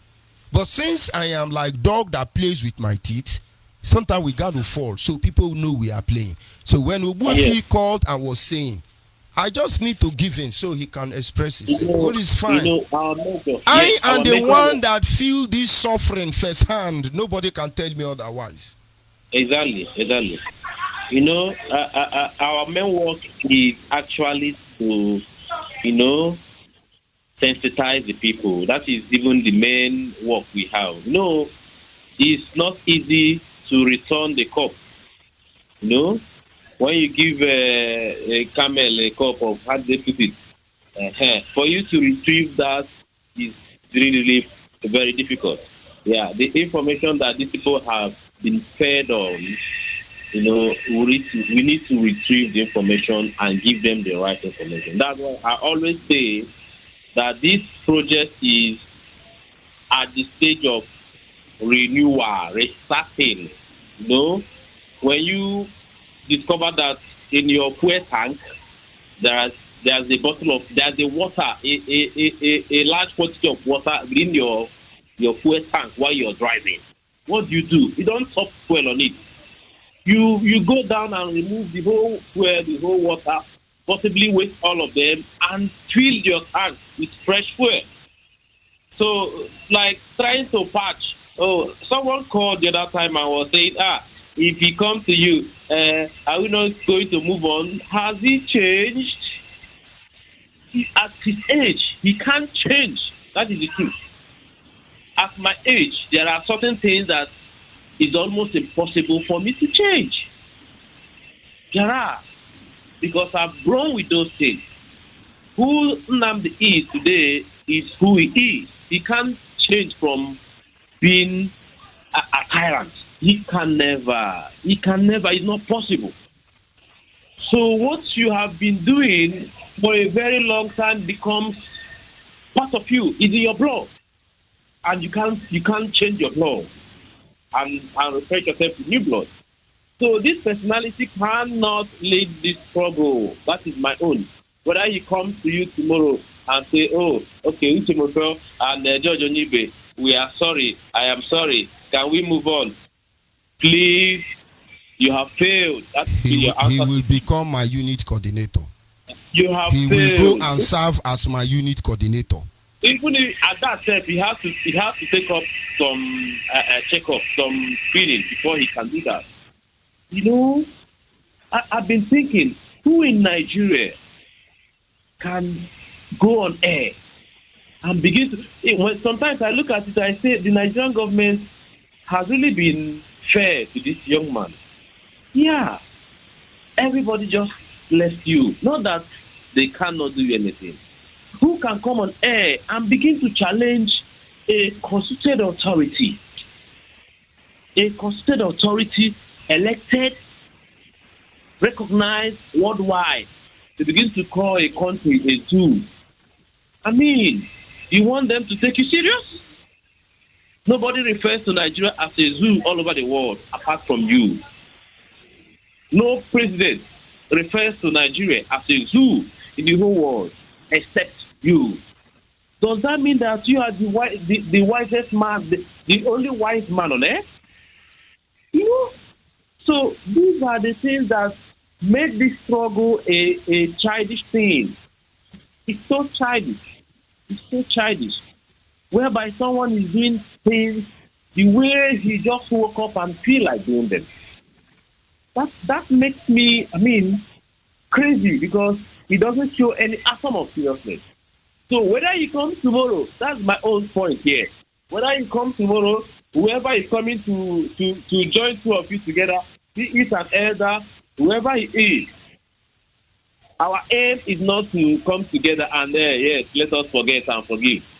Forgive what? Why would I be fighting a war with my enemy, someone I'm not comfortable with? I can't live with you because I may be sleeping and you slit my throat immediately. You kill me. So why would I live with you when I know you can do an otherwise? You can do anything to me. So the ideal thing is just to stay away from you. What is it? So whether someone comes tomorrow, I know many will come and yes, intervene, let's come together. I can't work together with you because you have everything bad. Everything bad. From opening your mouth to tell me that my tribe, my Igbo tribe, is caused my word. My Igbo, that when you come out and say Igbo, oh, industrious, at least, if there's no other thing. You like money, no doubt, but industrious. And you open your mouth and tell me that this name, this tribe, is a cursed tribe. Hey, no. You can never. If you are close, you won't be in my box at all. Thank you very So much. there are so many things I hold fame to that. You can't close your eyes and say, okay, let me forget them. It's not possible for me to forget. Now the canon is our first message. For me to forget what you said on radio, kill any policeman you see on the road. Do petrol bomb. Give them. Do this. Any army that comes your way, kill him. How do I forget these words from somebody that I want to work with? The person has dented my. In fact, working with him is already a dent on my credibility because people will doubt me. Responsible people will doubt me. So whoever is coming to tell you, let us come together, let's unite. We are one. Which one? We are not one in this struggle now. We are not one. So it's either we don't get it, or we get it in the right way. Not to get it anyhow. Anyhow. You don't fight anyhow fight. You don't fight war. Which letter can you go to war with a snake that is going to kill you, first of all?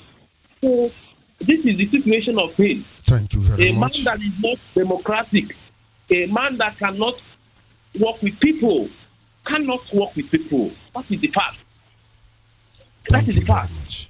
Yeah. So ordinarily there are some people that should be responsible for various. No, only you, Namdi. Only you are the accountant. Only you tax. Only you dissolve. Only you are coin. Order. You cannot hear. We did it. I am doing this. I dissolve you. I.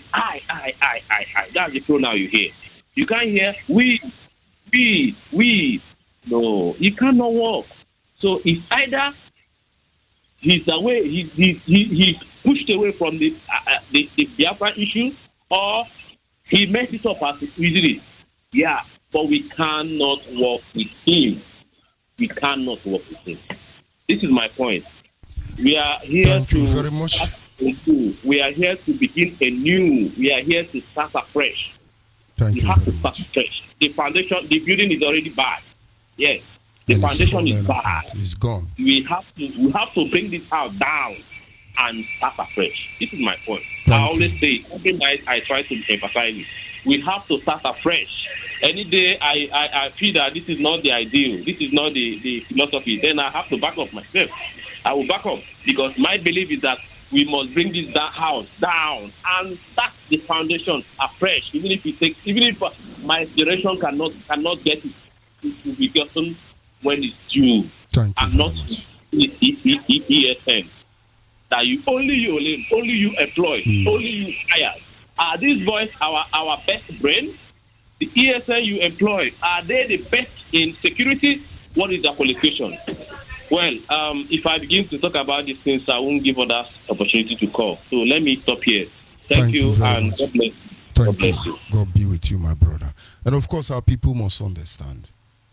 You cannot justify what you are pursuing. Most especially when you're speaking from your subconscious mind. It's not about anybody. It's about all of us. If those of you who love Nnamdi Kanu cannot advise him, we will leave the issue of Nigeria first and deal with him because he has become more terrible, worse than Nigeria.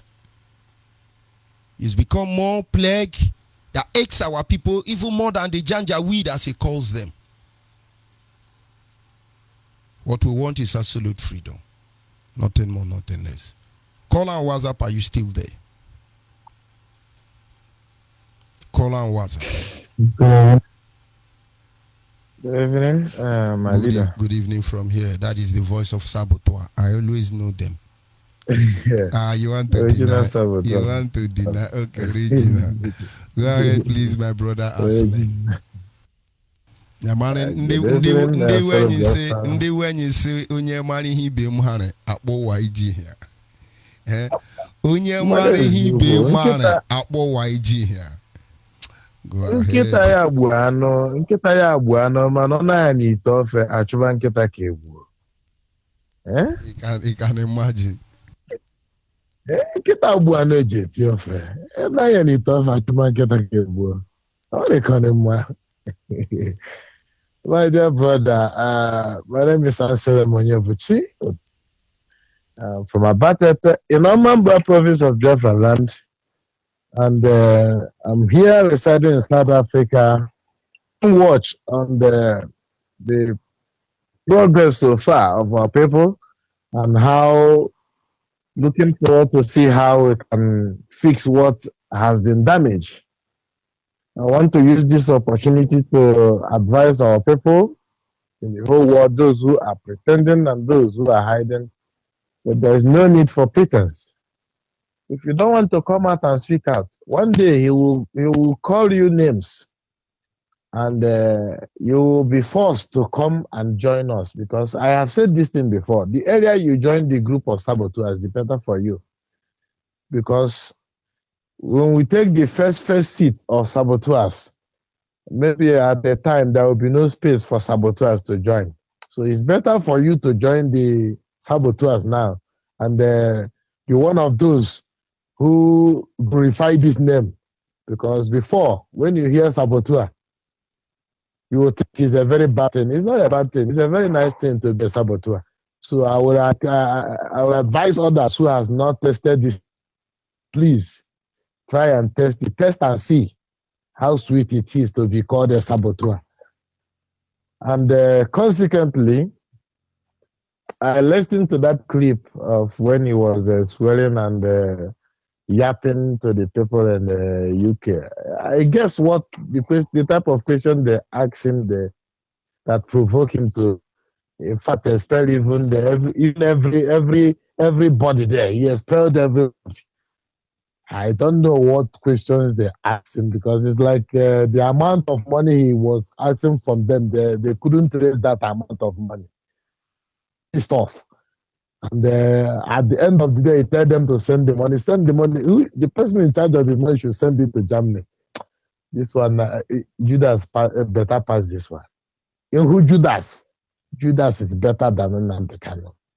According to what I'm seeing today. Because before, when you hear saboteur, I am terribly confused. I don't know how to explain to our people the situation we are today. We are in the middle of the desert. This man has brought everybody out to the middle of the desert. And where is he? Where do you think he's running to? There is no place to hide. This thing will consume him. The fire is busy making. People who are calling, it's like it's those who wants to be recorded with one position or the other, calling to say, don't talk about Nnamdi Kanu. The reason why there is Biafra Nation today as a platform to fight for freedom of Biafra is because of Nnamdi Kanu. So why do you say we shouldn't talk about him? We are watchmen, for crying out loud. And the reason why we exist at this point in time is because of him. Why do you say we mustn't talk about him? He has destroyed all the effort of our people, using the support we give to him to destroy us. And you want us to keep quiet? Sending people to threaten people, and you expect us to keep quiet? Sending people to blackmail people, sponsoring people to blackmail people, and you want us to keep quiet? We don't talk about him? Come on, you must be, anybody who is saying that must be insane.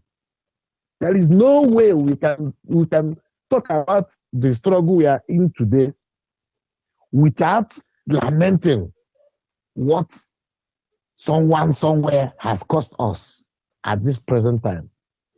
At this time of this struggle, somebody has all the fund provided for him by our people and is using it as his personal money to blackmail us, to kill us, to cause problem and disaster in our land.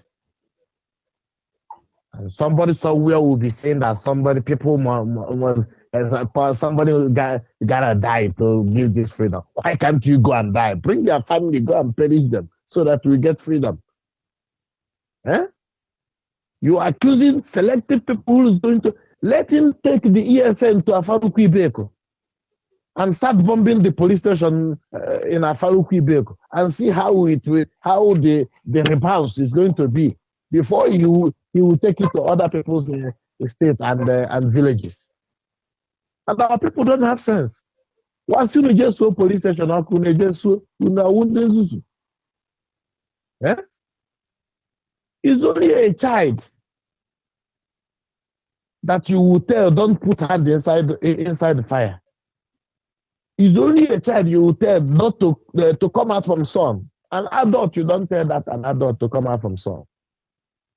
Because when the heat starts affecting you, you look for a shelter.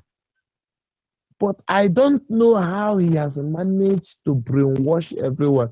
In fact, when they say divide and rule, the type of divide and rule they can introduce in Biafra agitation, it has never existed since the creation of mankind. I must tell you the truth.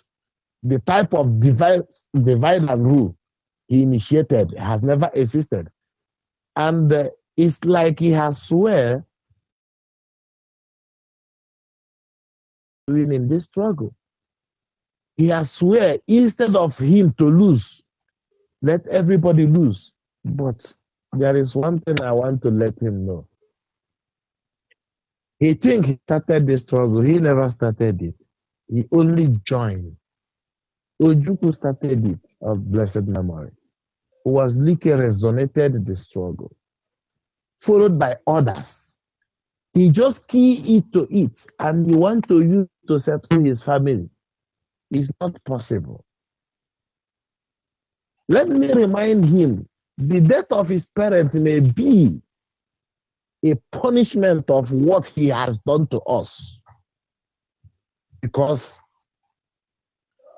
that man has wasted a lot of innocent life and rendered some miserably alive, but dead is better than them to be alive. And I think God punishing him in that way did not want to learn more lesson. And that more lesson he may be wishing to learn may delete his lineage. I am saying it today. Whoever that knows him must go and tell him that this suicide he wants to commit will not only consume him, but it will obliterate his lineage completely. I say completely. Nothing will be heard about him. Let him not boast of a Chizobangwamo while it's not possible. Divinely is not out of man's making, but divinely he thinks that his own Chizobangwamo is in abroad, growing, and others Chizobangwamo will be dying in Nigeria, courtesy of his command of foolishness. It will not last forever. And like I said, if he continues in that path, we will continue to talk about him, we will continue to call him out, and one day, if he do not listen, he will not only commit suicide, but his lineage will be wiped out. And I want to use this opportunity to tell all those who are still contributing for IPOB to have a rethink, because Now, the franchise have been divided depending on your capabilities and how strong you are. You are contributing money for your fellow men to eat and live large. Anybody who is still contributing money in the name of IPOB and the kind is fighting for your freedom, you are a stupid man. You are a stupid woman. Stop it. Be wise. May God bless you all. The Republic of Biafra and all those fighting for her freedom. Thank you for the child of circumstance. Thank you, our elders, all those in this effort which we are making at this particular time. It is the last push, and we must put every effort that we have Thank you to very make much. sure that is a successful one. Thank you. We must get better, not bitter, but remember to keep the Biafran hopes alive. Thank you. Thank you very much. Thank you. I want to make a very special announcement so you understand me very clearly. From tonight, the IPOB family in the UK is suspended. Nobody is to hold any meetings with any of them. I don't care who you are or what business you have. The IPOB leadership in the United Kingdom is dissolved. All of them dissolved. Dissolved. Completely dissolved. You don't do anything with them at all. If I hear you're holding meetings with them, you're off. Dissolved. Grown-up men behaving like little children. Unbelievable. I believe that I believe that maybe the British Secret Intelligence are even running IPOB in the UK. All of them, from top to bottom, useless, disgraceful, and very shameful, behaving like a bunch of rats in a cage. These are supposedly decent men and women behaving, and I'm thinking, I don't know what they said to them. UK IPOB family shut down until further notice. Shut down. Everybody in a position of authority resign. You sacked, completely sacked. Complete all of you, sacked all of you from top to bottom. You should ask yourself a question. Who the hell is that man? Eh? One street in Urugudu is bigger than the whole of Afari Beku, down to Mudike. And he is telling all of you in UK. Some of you are from Arochuku, some of you are from Ihechiowa, some of you are from Abereba, some of you are from Okigwe, some of you are from name it. Somebody who his father's compound is not even up to 3 plot. I don't understand. I don't know how I can make you feel this vibration without having to sound like a baby that he is. We should be ashamed of ourselves sometime. It's unfortunate anyway. It's unfortunate. I will just have to leave that. Let it get fresh in your memory.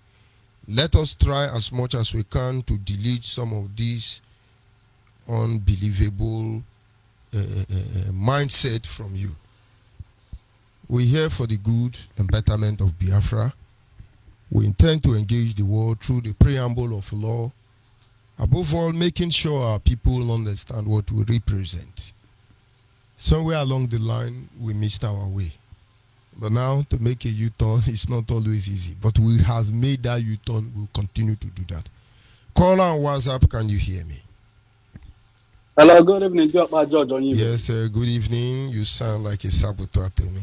Are you one of us? Yeah, I am one of the saboteurs. All set, yeah, man. Yeah. Go ahead, please, my brother. Good evening to all Biafrans, lovers of freedom, and friends of Biafra. Good evening to our able director, Mazi Okafuche Mefo, and good evening to our father, Mazi Obidi Obienu. I remain my humble self. Sorry. And when you put this director to Mazi Mefo name, I feel some kind of dismay. Maybe call him Diokba. Okay, good evening. The one we call director, see what he don't become. I beg. Yeah. Go ahead, please. Good evening, Diokba Okafor Uchemefo.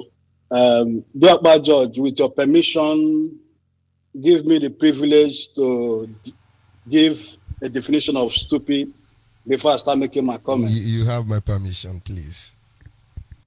Stupid is being defined as knowing the truth, saying the truth, but still believing the lies. This definition is in respect of those who try to defend the indefensible, which is Nnamdi Kanu. They tend to live in oblivion in the myopic of their state of mind, forgetting that this guy, Nnamdi Kanu, has caused such a huge collateral damage that he has become a stumbling block on the wheel of progress in the Biafra restoration. Numerous examples abound to this effect. First, let me cast their mind back to October last year during the NSAS protest. Now, I'm making this reference to the brother that called from Lagos. Did he remember his utterances, Nnamdi Kanu, the tension he created in Lagos? That there had to be a Zoom intervention meeting, which FFA was there, and other people, and Nnamdi Kanu, Lagosians and Yorubas, the likes of Gani Adams, that spoke on behalf of the Igbos timely, that the Igbos he knows in Lagos are peaceful people. They go about doing their business. They are not part of those that caused the destruction. It is on record, it's on tape, that Nnamdi Kanu was instructing people to go and attack Tinubu's properties and other properties. That at the point, it was even misinterpreted that the Oba of Lagos Palace was the instructions of Nnamdi Kanu. Now, I don't know why these guys forget it so much. The tension was so high that businesses areas of Ndibo was almost targeted. Ndibo had to deal with the local agros to help them protect that environment. Now, the evidence of that Zoom meeting, Nnamdi Kanu came up with a flimsy excuse that he was talking about Oyibo, not Ojibo, in Lagos. I don't know why people tend to deny the obvious fact that this guy, his interest is to put everyone's on harm's way if we all fall, for his utterances and his misguided and, hellish statements. Today, Nnamdi Kanu has single-handedly burned so many bridges without building a single bridge. And I can say this categorically, when he was incarcerated, unlawfully incarcerated, every lovers of freedom, on the side of Nnamdi Kanu and spoke up for him. Even the militia groups from the Niger Delta, like MEND, Besu, these people added their voice. But today, what is the relationship between our brothers from the Niger Delta and the Biafra Restoration Project? Nnamdi Kanu has burnt that bridge. Not only burning the bridge, he abused everyone. Now, furthermore to say, with your permission, let me give them a quote by George Owen. George Owen said, "The further a society drifts from the truth, the more it will hate those that speak it." I can appreciate the dismay of his irritants because they hear the truth. And these are the truths that most of them are shying away from. Most recently, his broadcast, the way he dismissed, talked down on the principal officers of IPOB in the UK. People need to sit down. Who describes the people behaving like rats in the cage? Not even the known psychologist, Sigmund Freud, never described his experiment in that manner. It's only Nnamdi Kanu has had the right and temerity and audacity to dismiss people like he's running a one-man company. Biafra Restoration is not a sole proprietorship. He has no patent right over the Biafra Restoration or neither the IPOB family. But unfortunately, most of them have failed to see the wood from the tree. Yes, we all have our own biases, but my own bias stands on the side of truth, irrespective of who is involved. Now, in the words of Martin Luther King Jr., he said, "In the end, we will remember not the words of our enemies, but the silence of our friends." I am using this quote in respect of all principal officers of IPOB who are in the know of the truth, but chose to keep quiet, chose to keep deafening silent, all for the sake of not being called saboteur. They are part of the problem. Today, the damages Nnamdi Kanu has caused is so obvious. He's led people to loss of lives. Most of our mothers have become, without their children, they become motherless. Wives have become widows, husbands have become widowers. The damage is evident. Today, he's derailed the progress. I encourage everyone to add their voice to the truth, to join their voice. All we say is the truth, even if they try to interpret it as personal vendetta. Nnamdi Kanu has no right to criticize everybody without expecting criticism in return. I've never seen such a leader whose house is on fire. Rather than come out and address it, he keeps fighting a proxy war, shying away from it. It's only a weak individual that runs from accepting responsibility. Today, he's worse than Buhari in my own assessment. Mazi Diokba, I wouldn't like to clock to the line and to remain on the line, but I'll say this to you. Mechuko Pita Abiyama, who sees the heart of man, who knows tomorrow, bless you, guide you, and protect you and yours. He said, Thank you very much. Thank you very much. And of course, our case has been settled in heaven and even here on earth. There is nothing anybody can do. We were instructed to on the path of righteousness. Support the truth. Say the truth at all times, even when it may lead to our unexpected end. We understand the consequence behind our every action. And then we have agreed and made peace with our Maker. We're going to keep pushing until Biafra is restored. A holy nation we have expected to see before now, it shall exist in our present.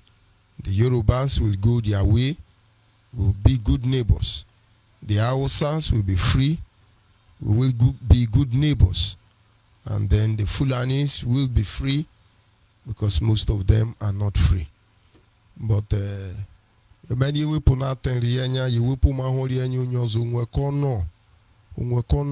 that having been said, my message this evening is simple. Our people must understand that we are in a war situation. We're fighting a war.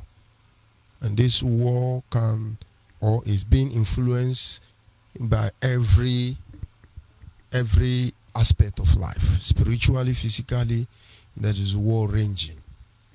And for us to survive, we have decided to move a little bit from our defensive outpost to create a formidable army of believers of freedom from across Biafra land. And so you are from Idoma, Igala, Iyala, Mbiturumba, Bisi, Amando Bankwiri, Olo, Okambose, Amandoba. All of you, down to Eminem, Elofi, Nenugu, Nza, Muwale, all of you in Ebonyi State, Oboborati Napa, down to Itie, Epie, Patani, Kayama, all of you, Abraka, Oli, Urubu, Ishekili, Isoko, down to Emoho, Dumwesa, Ali Shimie, Ekuku Abo, Alehame, Otolokbo, Owere Olobo, Owere, Owere Alisimie, Onu le chane bo no rele, onu wundi orugudu, Onwo nyara agwon oku Biafra, Lebana ohuma ni ndi ohie buki mewe, Lebani oku ohuma. Ihe egbu onye okwa. Ihe egbu onye ọkwa onu le banya ime okwu munu hune mari agwo nu ejoku ihe sonu nu emem ka ni nwene enye ohupu hono ogwo enye ejoku enyi le chari no some enye ruso onari wego onari ku wego ochono je enyi meme ihe ndi eyuba akpo escape goat chukwu ekwekwe ihe ojo no chukwu ekwekọ na eji ihe eme enyi lele mu na enyi le chari Ibo wule rali ndi bodi ru ale ndi jo. Ibo wule di ru ale ndi Akwa Ibom wele chane enyi jekoda agbaki kume uzo uhu. Ne lomo gon.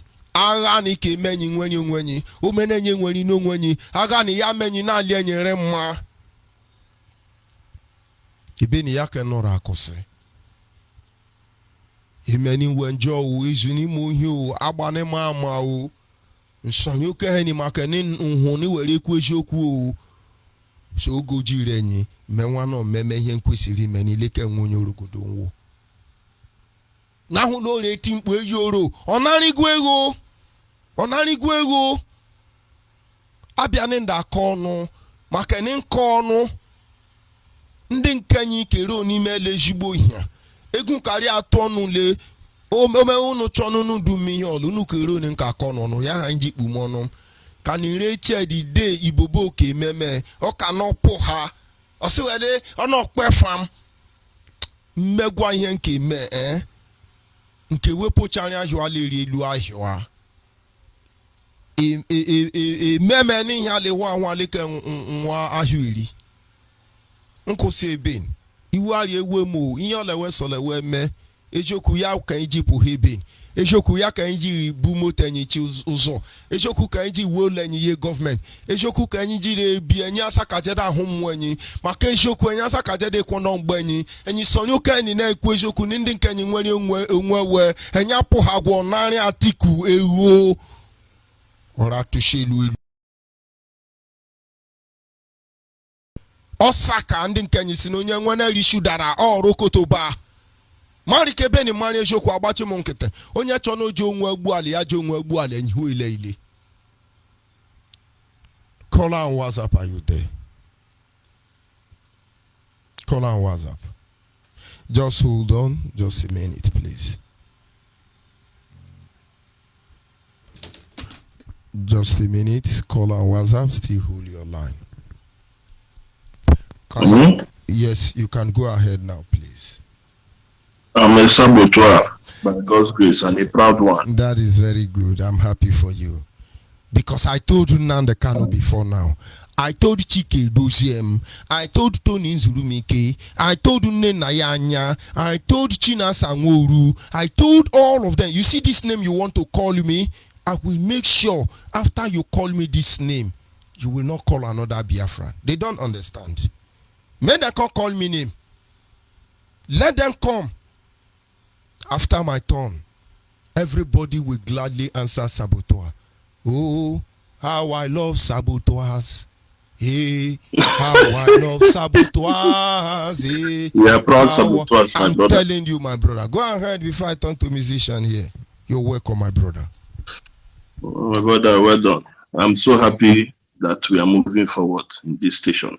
You know one thing, Nnamdi Kanu failing to tell his people is actually how is he going to get the Biafra? Our people, not his people.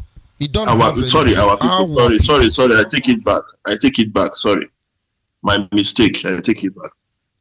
It's the mistake is saying our people. And the ones is misleading. How is he going to get Biafra? You see, when it comes to getting Biafra, all of us are stakeholders.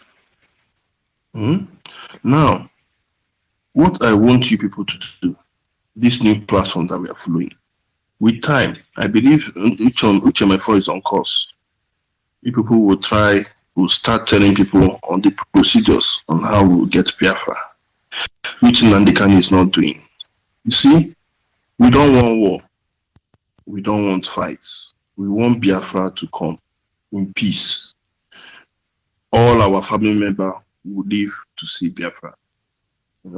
That is our hope. That is what we want. Now, this Biafra, the only way we can get is, it's actually through diplomacy. It is through diplomacy. Since we don't want to go to war, we don't want to war. It's through diplomacy. Even though war comes, yes, at the end of the day, we must come to round table. That is just the truth. South Sudan had war, I think in 2005, when they had an agreement about the secession that they did. They already had that agreement, and it has come to pass. So at the end of the day, everybody must come to the table. You see this referendum. That we are asking for. And then the Kanu is saying, all Biafrans, all of us want. It has to consign everybody in that nonsense contraction called Nigeria. We still need everybody in that country to sit down. If you follow the procedures of UN referendum, it is only the country that can decide to embark on a referendum. And it must start from the Senate. This is what most Samuel Ekpa is not really telling people on how the process of referendum is actually is. Referendum, UN, US, um, Russia, Israel cannot give anybody a referendum. They cannot declare referendum in a democratic dispensation. It's not possible. Referendum must start from the collectiveness of the people in that country, and it must start from the Senate. It must start from the Senate, and the whole Senate must agree. It is when the Senate don't agree, and it's already agreed that we are going for a referendum, that's when they will now take it to the regional. But it has to pass to the Senate first, and the Senate must agree. It must be a topic. It must be debated in the Senate before it moves to the region. And this thing is what some Nnamdi Kanu is not explaining to his people. It's just saying referendum, referendum. There is more to referendum. There is more to it. That is what we are waiting for. And of course, I know we are not going for war. And by God's grace, even though war comes, we will still embrace it. But at the end of the day, we pray not to have war. You understand? So now this referendum, because I really want to really explain this as little as I can. This referendum has to start from the Senate. And it must be during in the Senate before it moves down to the region that wants the referendum, which is the old Eastern region, Biafra land, our beloved Biafra. Now, if there is no collectiveness, if there is no unity, that's what IPOP don't understand. That's why I like this radio station. We must bring in all our brothers, the Efik, the Akwaibom, the Dumas, everybody on this platform so that we can collectively agree. Because when we are moving to the Senate, we need numbers. We need numbers from our senators. We need numbers from the House of Rep. If that one fails, when it comes to the region, we need numbers in the region. We need people to agree in the region. And in this region, people just think they will just referendum is you just come, everybody here come and be doing election, just like they do election in presidency. No, it's actually 60% from the whole region and within every state or clans or community, whatever how you term it, you must have 60%. If there's 60% in each state and there's no 60% in the whole region, referendum fails. If there's 60% in the whole region, but there's no 60%, that's just the truth. That's how it works. So now, looking at South Sudan has only 2 provinces in Southern Sudan. They were able to gather 97% votes in each of, just like how we have Bayelsa, Enugu. South Sudan is like 2 provinces they have. They were able to gather 97% of their referendum votes. Quite unfortunate, and I think the network did us something there. My brother, you have to try and call back. Caller on WhatsApp, are you there? Caller on WhatsApp. Caller on WhatsApp. Caller on WhatsApp, are you there? Yes. Good evening, sir. From Reverend, here. my Reverend. Daddy, thank you so Daddy much. in the Lord. Thank you, my brother. Thank you so much, my Reverend. You are my baptismal father. Will you accept that honor? Will you accept that honor? Well, I'm gonna baptize you myself. Thank you very much. I'm happy you joined me this evening. Because the issue of Ebony King or Ebony Bad, I need to clean it. honestly. We need to really thoroughly take you to a deep ocean. I am ready. But anyway, that said, that then has no. Did it with the faith to let people see who you are. This is my heart. And I've I'm not gonna deviated from the agreement. You have not. You have not And deviated. I will not, by the grace of God. It's not necessary, and it's not gonna help us. But I would say good afternoon from here to all dear friends who are listening. I've been listening. We want blending, varieties of people to call in. So we can, like you said, when you call, ask your question, then listen, so we can educate you. Let me also, first of all, say that I thank God for today, who has given us a new day. We must rejoice and be glad in it. And I say this most often in the sense that as much as we, human beings, can look at this, what is going on now, and think that is something. To God, He already planned it. He has a plan, because he already know. He already know even before we get to this moment. And I have always told some of my comrades here that it doesn't matter how much we think we have gotten close to Biafra.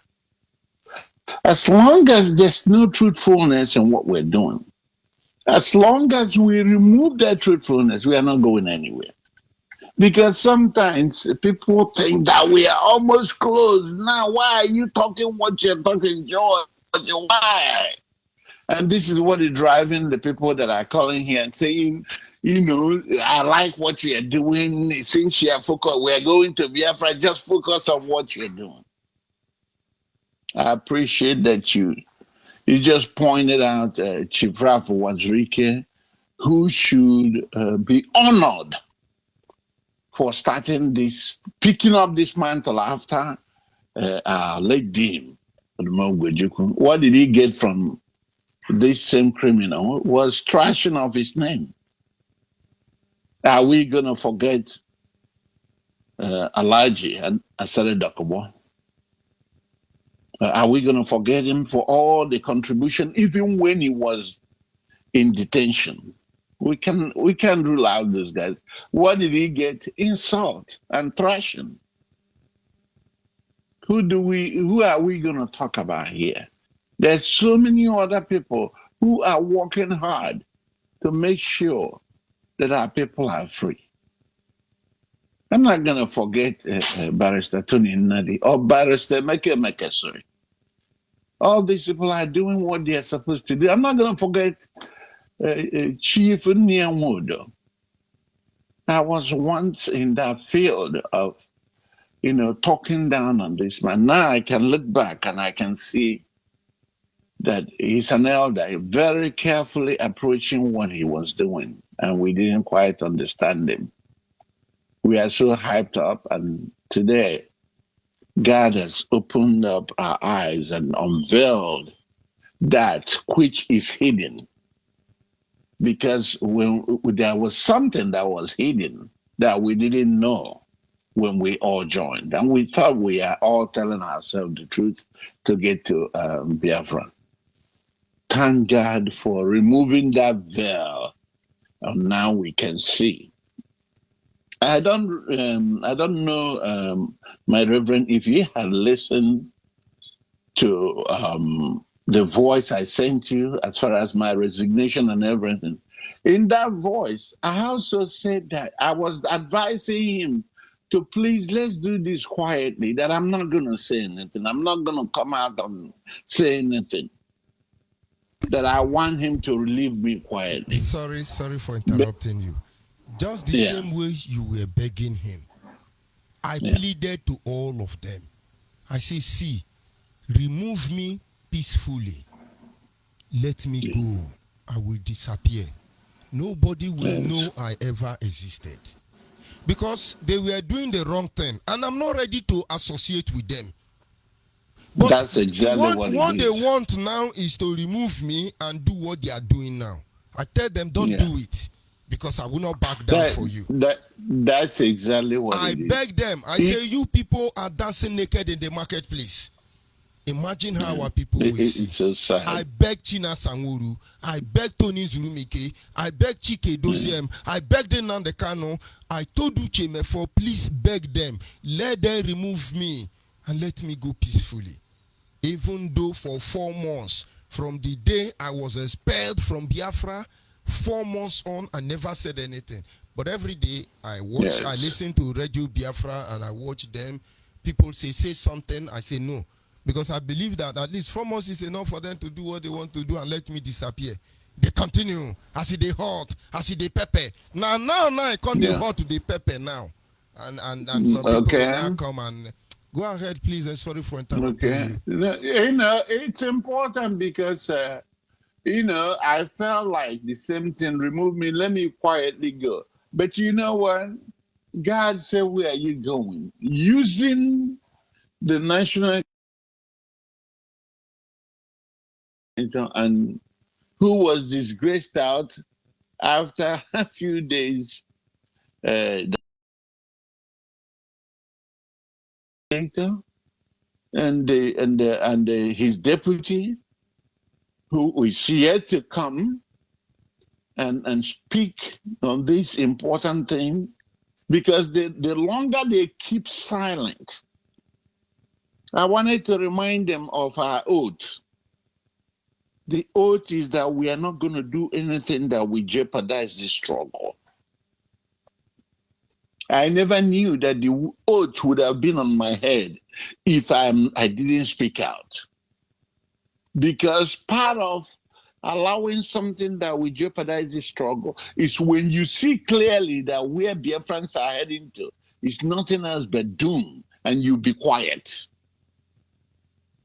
So I will toe the line of the brother that called here and said that anyone that knows the truth, even the latest London family that was disgraced, anyone that knows what is going on, and you are keeping quiet and allowing this criminal of our time to continue to scam the people, the oath is on you. Whatever you take on that oath will visit you, because it's no telling that it's clear indication that this criminal sold this struggle for a very long time. We were managing problem for years, thinking that it's gonna come to. For me personally, it was like 8 months. I couldn't tolerate it. I begin to tell him and say, you could remember how many times I told him in the meeting that, you know what kept you apart from me is just your role in this family. You are not more Biafran than me. I don't know if you recall, it's so many times, about twice that I told him this. And the idiots that are DOS was like shocked with what I was saying. So what I'm saying is that all these people who are sitting and say, oh, please, I don't want to get in all this and everything. The oath you took is going to visit you. Guess what? Because you took oath not to, be a part of anything that will jeopardize the struggle. So it's important that now that you have seen that somebody has sold us out, not just that he sold us out, he's sacrificing our people every day. Sacrificing our people every day. Every day, he continues to sacrifice. Every day. Now, everyone that knows the contraption in Nigeria, everyone that knows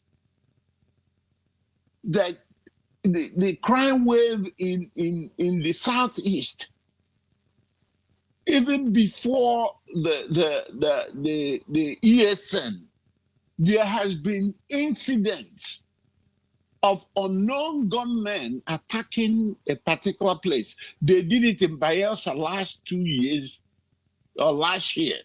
I don't know if you recall, my reverend. I don't know if you recall, there were always incidents of unknown gunmen attacking a police station. Yes, I'm fully aware. And now this lunatic is taking credit of unknown gunmen.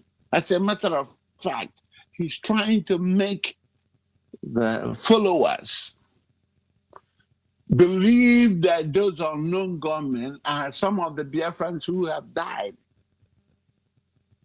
So they are now resurrected as unknown gunmen, and that's why they are going about taking revenge. And he's praying to Chukwuka Abiyama to let them to continue to take revenge.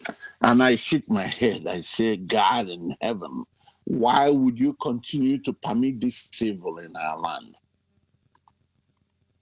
So now he's claiming unknown government. Apparently, anywhere something happened, even as the Fulanese have infiltrated our land and they have been attacking every place. Even when Fulanese attack, if they become unknown government, what happens is that the Nigerian terrorist Fulani government will assume that is the exercise of the ESN. I don't know if you get the picture, my reverend. Of course, it's very clear. I don't know if you. Okay.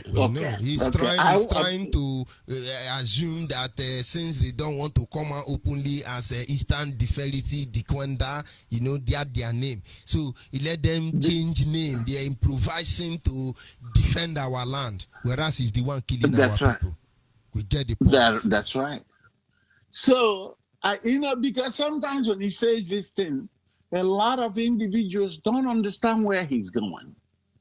Now, any crime now in the Southeast is ascribing to these men that already destabilized the so-called ESN. I told you guys it was a choreographed security outfit. That means it was a make-believe. It's not like there are no individuals, but they don't have what they claim they have. They are now in disarray. You saw the arrest.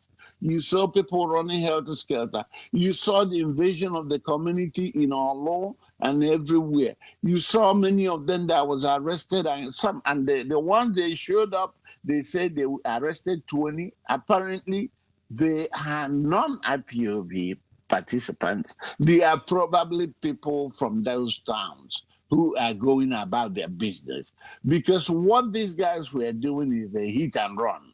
They come out and commit crime in one city, and they will run away. And then the army invades the community and then arrest innocent citizens. Just like the brother that called earlier in your program and said that a young woman who was killed in Orlo was not part of IPOB. So our people need to understand this. And another call that I'm making, if we are still supporting this evil, if you are still giving your money, you are part of the people that are killing our people. You are partaking, you are an accomplice to the destruction of our land. The reason I'm making this call is for everyone to disassociate themselves from Beliman and the Kano. His excesses are overt. Somebody was asking you to count down on what he has done. And I'm asking the individual in Lagos. I know he wasn't in Port Harcourt to defend his land. He was in Lagos. Because if you were in Obibo in Port Harcourt, you wouldn't be asking that question. I know you are not in Emena. When the so-called training camps was uncovered, that he threatened to kill all the Nigerian armies that step into the land, and they will bury them and they will not see their corpses. I know you are not in Orlu and so many other places that young people have been, taken to their early graves because of what this lunatic is saying over the radio. I know you are not aware of it. And for some of you who are still confused on this ESM, because I know that's the confusing aspect of it. A lot of them think that, oh, this is a security outfit that is going to save the land. Now, remember, you are now being told that unknown, it's no longer ESM. It's unknown government that is defending your land now. I just want to bring out this to our people today. After boasting, and he claims he was fasting, after 40 days, you're going to meet your enemies head on. Now is the unknown people that are going to meet the enemies head on. No. As he's fasting, God told him to castigate his people and insult them. And then on the third day, because he fasted and prayed and castigated his people, relegating each and every one of them to their background, God now sent unknown gunmen to be bombing Nigerian police, to be destroying everything.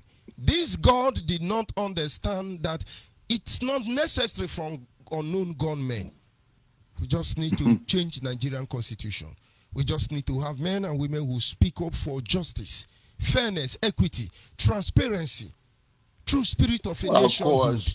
God knows this, but then he sent us unknown gunmen who kill people's father, people's parents, and then they walk away. Go ahead, please. But guess what, my brother? I started off by telling you that God knows everything. Who would have known if Biafra had been given to us with this type of, crazy individual? Okay. So, with that said, I'm going to make my usual announcement. Everyone that is listening, there is an endeavor that is ongoing today. And this initiation is being pioneered by the Nigerian indigenous nationalities for alliances for self-determination, NINAS, in a short form. As we have already told you on this radio, we are going to support anything that will bring down that contraption. Nigeria is overdue the failed state is already overdue to break into pieces so that people can have their rest. So I'm asking each and every one of you who's listening, please seek out this petition that is going on, easy petition to sign. Check out the Lower Niger Congress website. Check out Tony Nadi's platforms. You're going to get this petition. And anyone that gets it, please share it.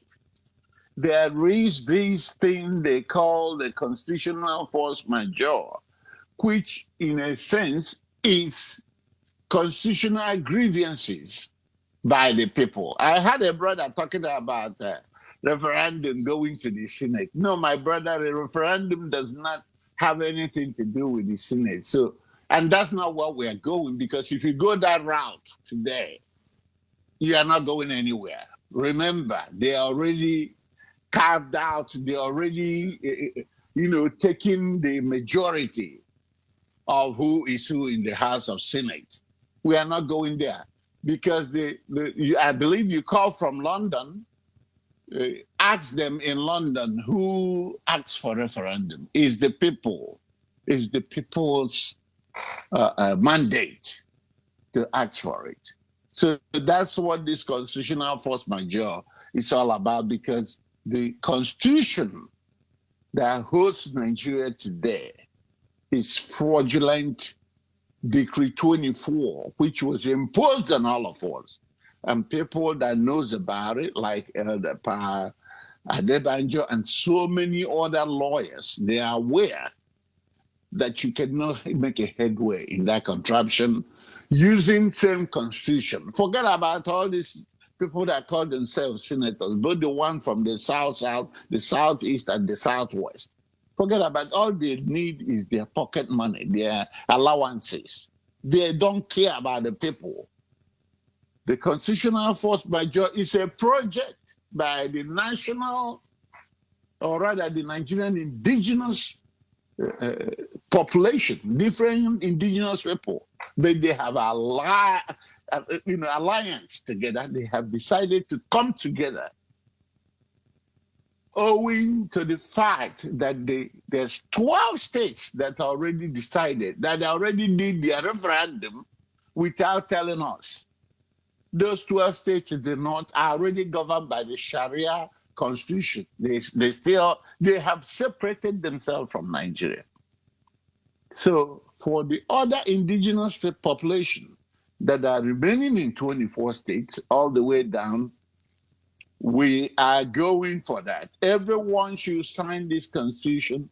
Everyone should sign, this petition. The days are counting. We have only how many days from now?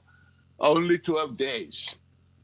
Only 12 days. And since the Fulani government by Buhari, who is nowhere to be found, Buhari is nowhere to be found. All these things that are happening in Nigeria, he is nowhere to be found. He's unresponsive. So since 12 days from now is the deadline given for that government to respond. Otherwise, the people will rise up and make decisions. This is not just for Tony Nadio. This is for the people, remember? So I know some of us are folding hand and wait and saying, let's see what happens. No, if you do that, you will continue to suffer in that contraction. Everyone is encouraged to participate. And for Biafrans, we're going home. All I'm asking for all of us is to remain stable in all that we're doing. Let us remain truthful. Let's tell one another the truth. And more importantly, let us humble ourselves. God in heaven is here. I keep telling you, he is driving us home. Thank you, my Reverend. May you keep up the good job. Thank you. Of course, God is faithful. Thank you very much. And this having been said, this is where we're going to draw the curtain for this evening segment. My sincere apology to those people who have been making efforts to get through, and I cannot pick your call now. I'm truly sorry about that. And sincere appreciation to those of you who were able to call in.